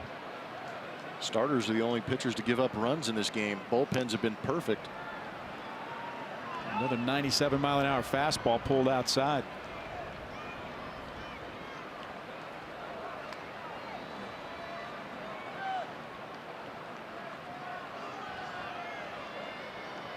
Altuve hitless in the series.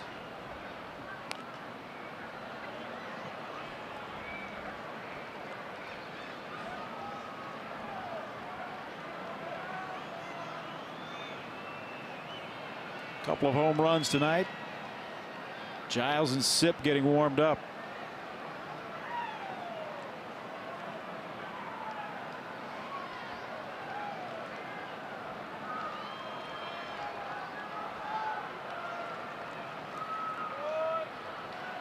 Two balls and a strike.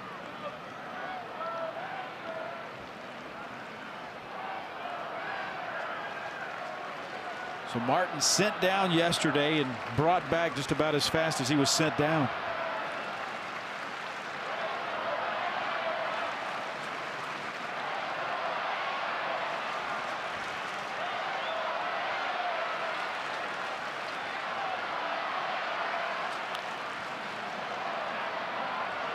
Two balls and two strikes. Just a little bit of a hesitation in Altuve's decision making at the plate here in this series.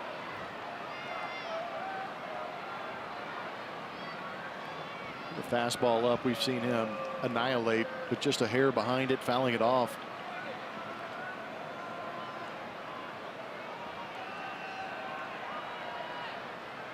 This is the 16th meeting of 2018 between these two teams. The Astros 11-4 against Texas. Altuve with a base hit up the middle.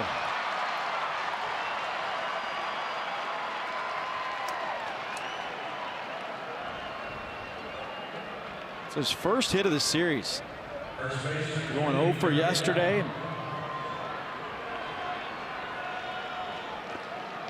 For his first 4 in this one tonight. He's on in the 10th for Yuli Gurriel. He might be aggressive early in this count too. Put himself in scoring position for a guy who likes hitting with runners in scoring position. We've seen Yuli drive the ball well to right center and right field in this ball game. Trying to do it again right there. Back in the 5th inning, Yuli did it. To left field, turning on this pitch, trying to get in on the hands, but you can't do that to Yuli, who is very good at bringing those hands in and getting the barrel to the baseball. This is a big home run for the Houston Astros.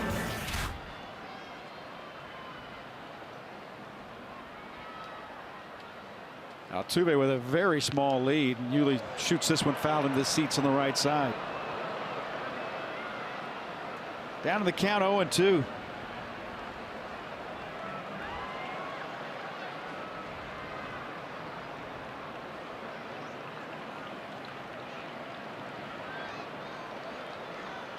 2 for 4 for Gurriel. Double in the fourth, the home run an inning later. And that hit him. Oh, man. See where it got him. And Chris Martin almost looks like he's hurt as well. Martin went down to his knees.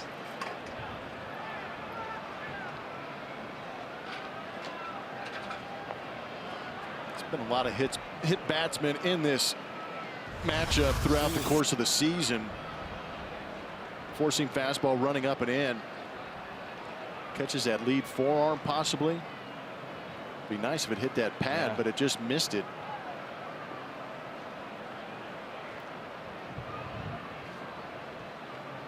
And Martin falling awkwardly at that landing spot that they were having issues with when the game started.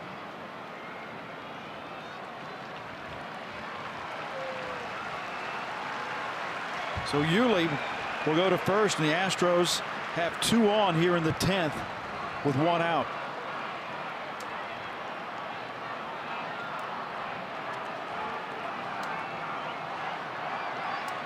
Sometimes just the shock of getting hit gets you.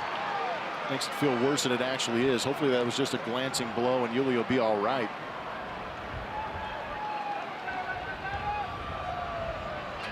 It's not exactly a situation where you expect a pitch to run that far up and in. Chased him, didn't it?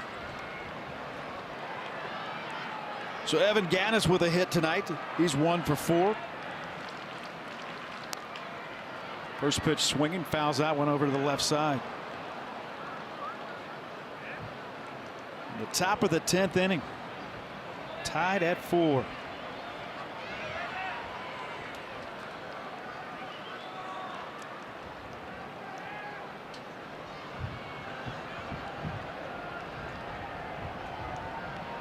Seventh extra inning game of the season for the Astros.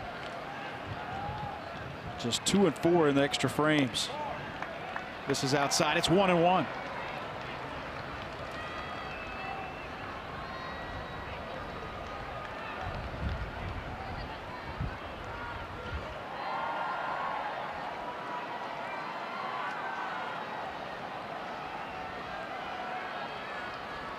Gattis with a lot of friends and family on hand for this one tonight.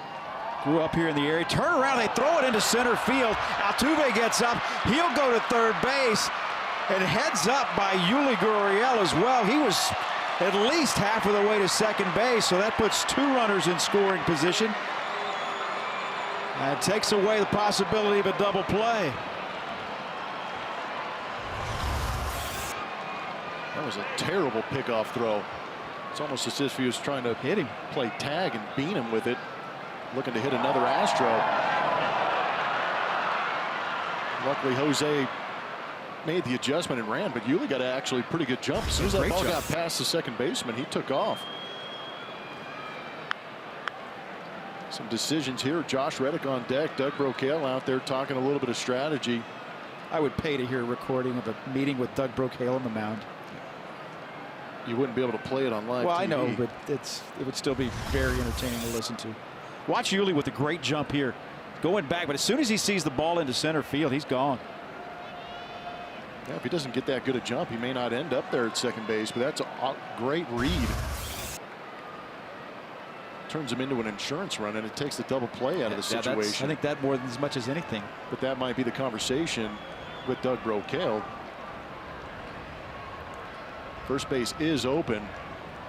And I don't like the conversation when they go out there and say, be careful with this guy. Because usually that ends up in a mistake being left up out of the plate. But I hope he had that conversation with Chris Martin for our sake.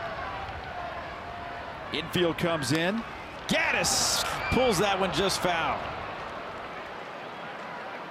There have been some, just got the head out a little early. And takes out one yellow stick and brings in another highlighter. Yeah, you hope Bobby picked out the right one. Maybe use the bat to make that uni.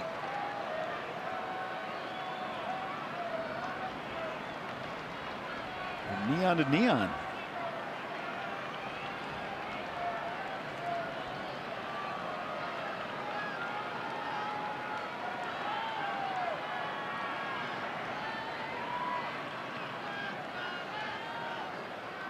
1 ball, 2 strikes, 1 out.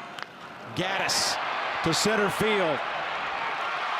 Altuve tags, and the Astros take a 5-4 lead in the 10th. And listen to the Astro fans here at Globe Life Park.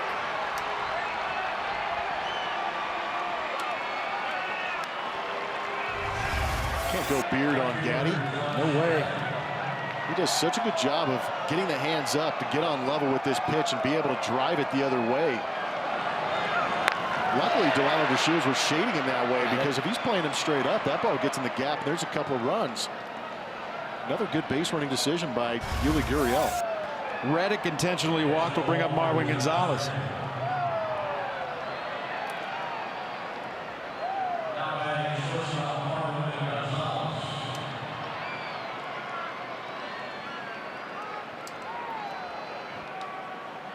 So Marwin 0 for 4, reached on an error and scored in the 4th inning. Astros scoring for the first time since the 5th.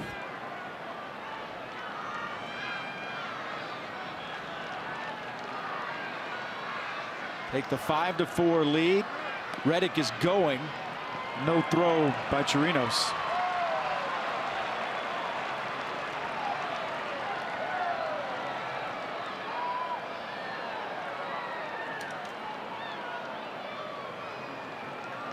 Altuve a 1-out single. Yuli followed up being hit by a pitch after getting to third base on the error by Chris Martin.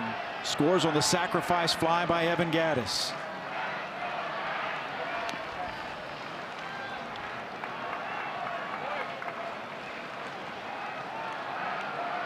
Marwin able to lay off, pull the bat back. It's 2-0. Trying to get creative. He's struggling a little bit. Infield is playing him back, except for Profar. But he was thinking about taking that with him and forcing Joey Gallo or Rougned Odor to make the play.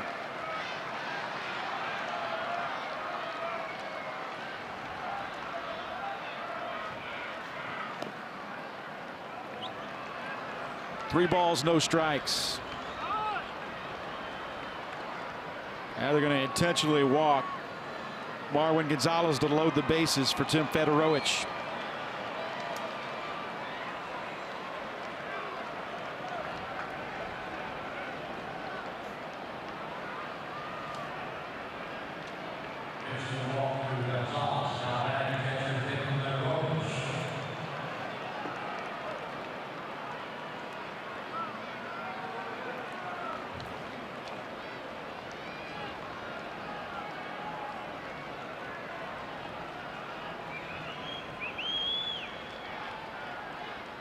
Bases loaded with 2 outs. Federowicz batting here, and it's 0-1.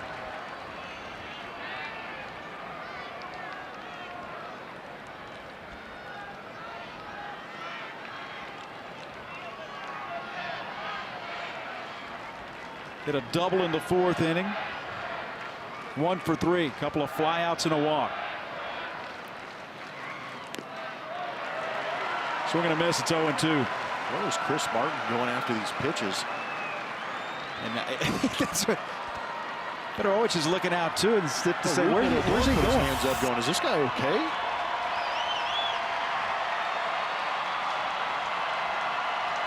There's a lot going on in that landing area. A lot of question marks popping up over the heads of players out here. A lot of moving parts too with Chris Martin.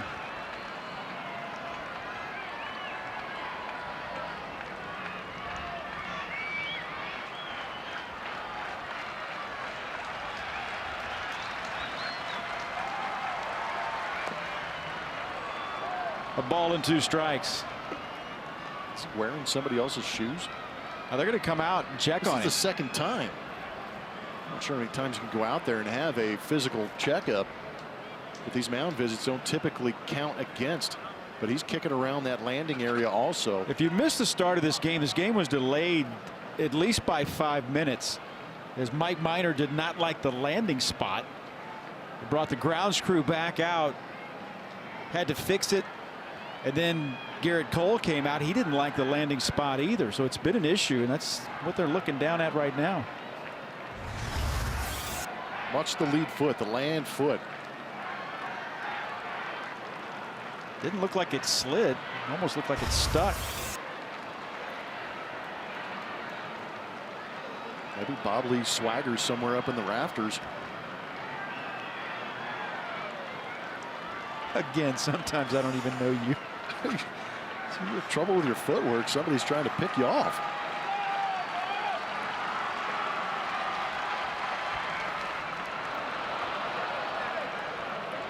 Two balls and two strikes.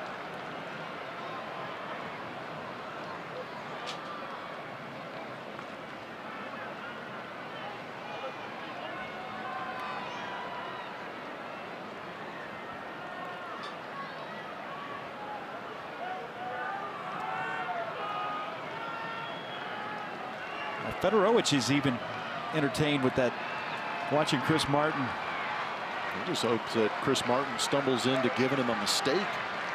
Back in the count at 2-2.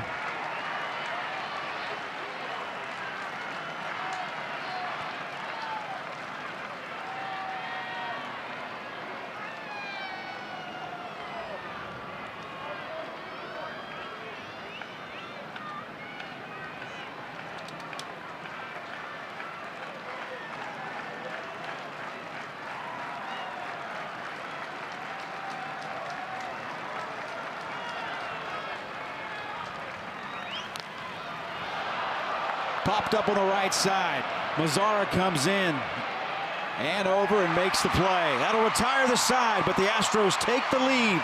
We go to the bottom of the 10th.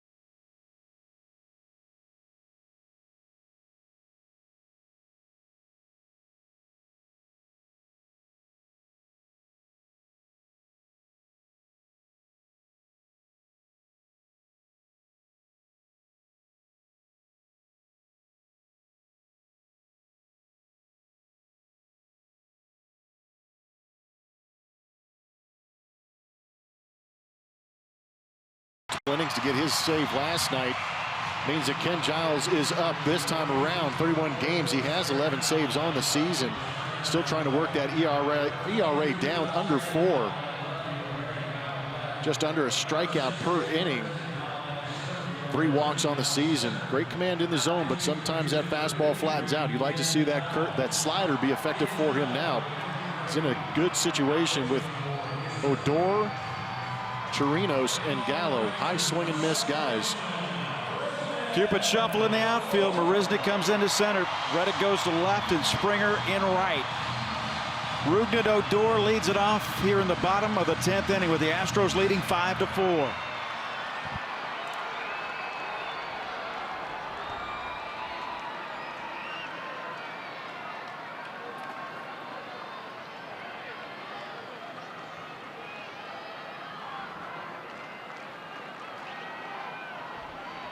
Odor 1 for 3, doubled in a run in the 3rd inning.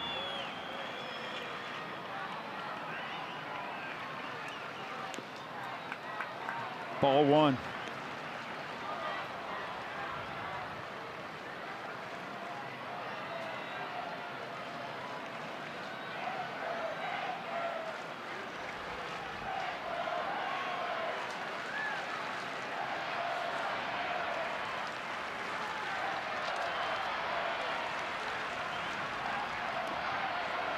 2-0.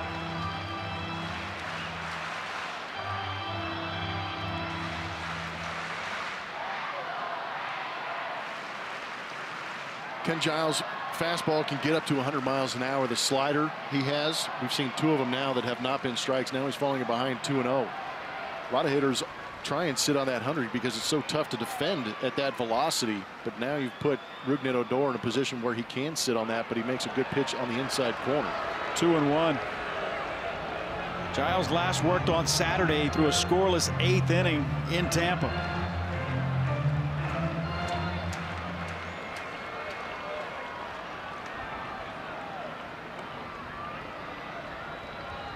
And scoreless in 7 of his last 8 trips to the mound. Astros on top 5-4. They're in the bottom of the 10th. Fouled back, evens the count at 2-2.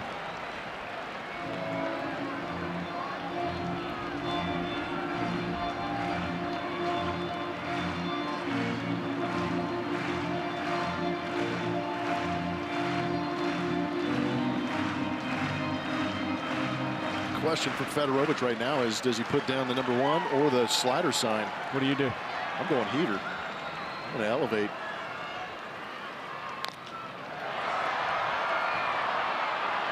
Got away with a hanging slider. And Marisnik's underneath it. 1 out in the 10th.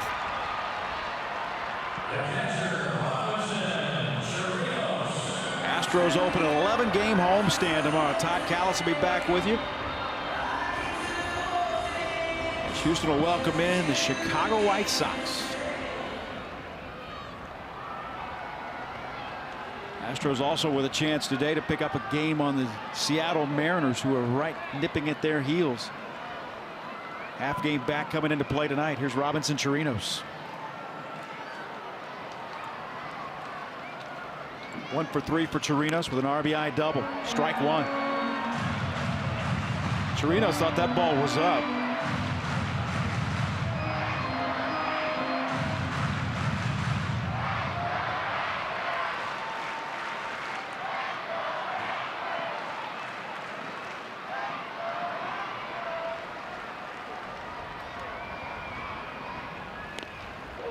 Oh, and 2.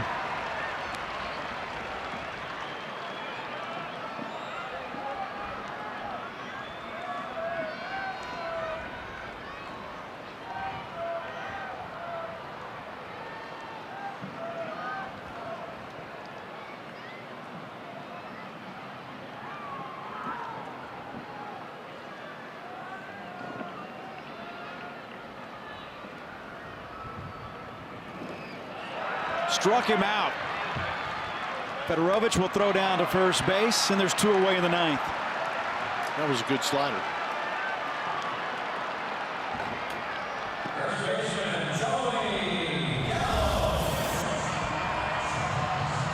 Just get on the side of it, throw it as hard as you can, and have that ball jump out of your hand looking like a fastball.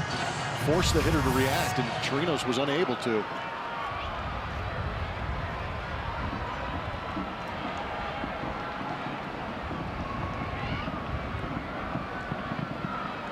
Joey Gallo 0 for 4. Struck out twice. Fouls this one back. Had a rip.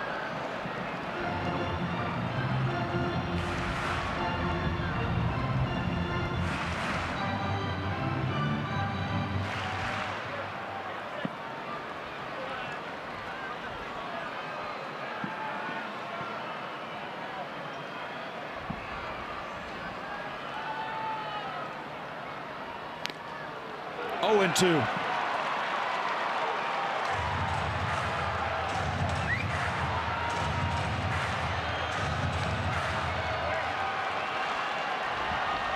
Astro fans are up. No balls, 2 strikes, 2 outs. Bottom of the 10th inning. Swing and a miss. He got him. The Astros get their 8th straight win in Arlington. Come from 4 runs down and win it in 10, 5-4.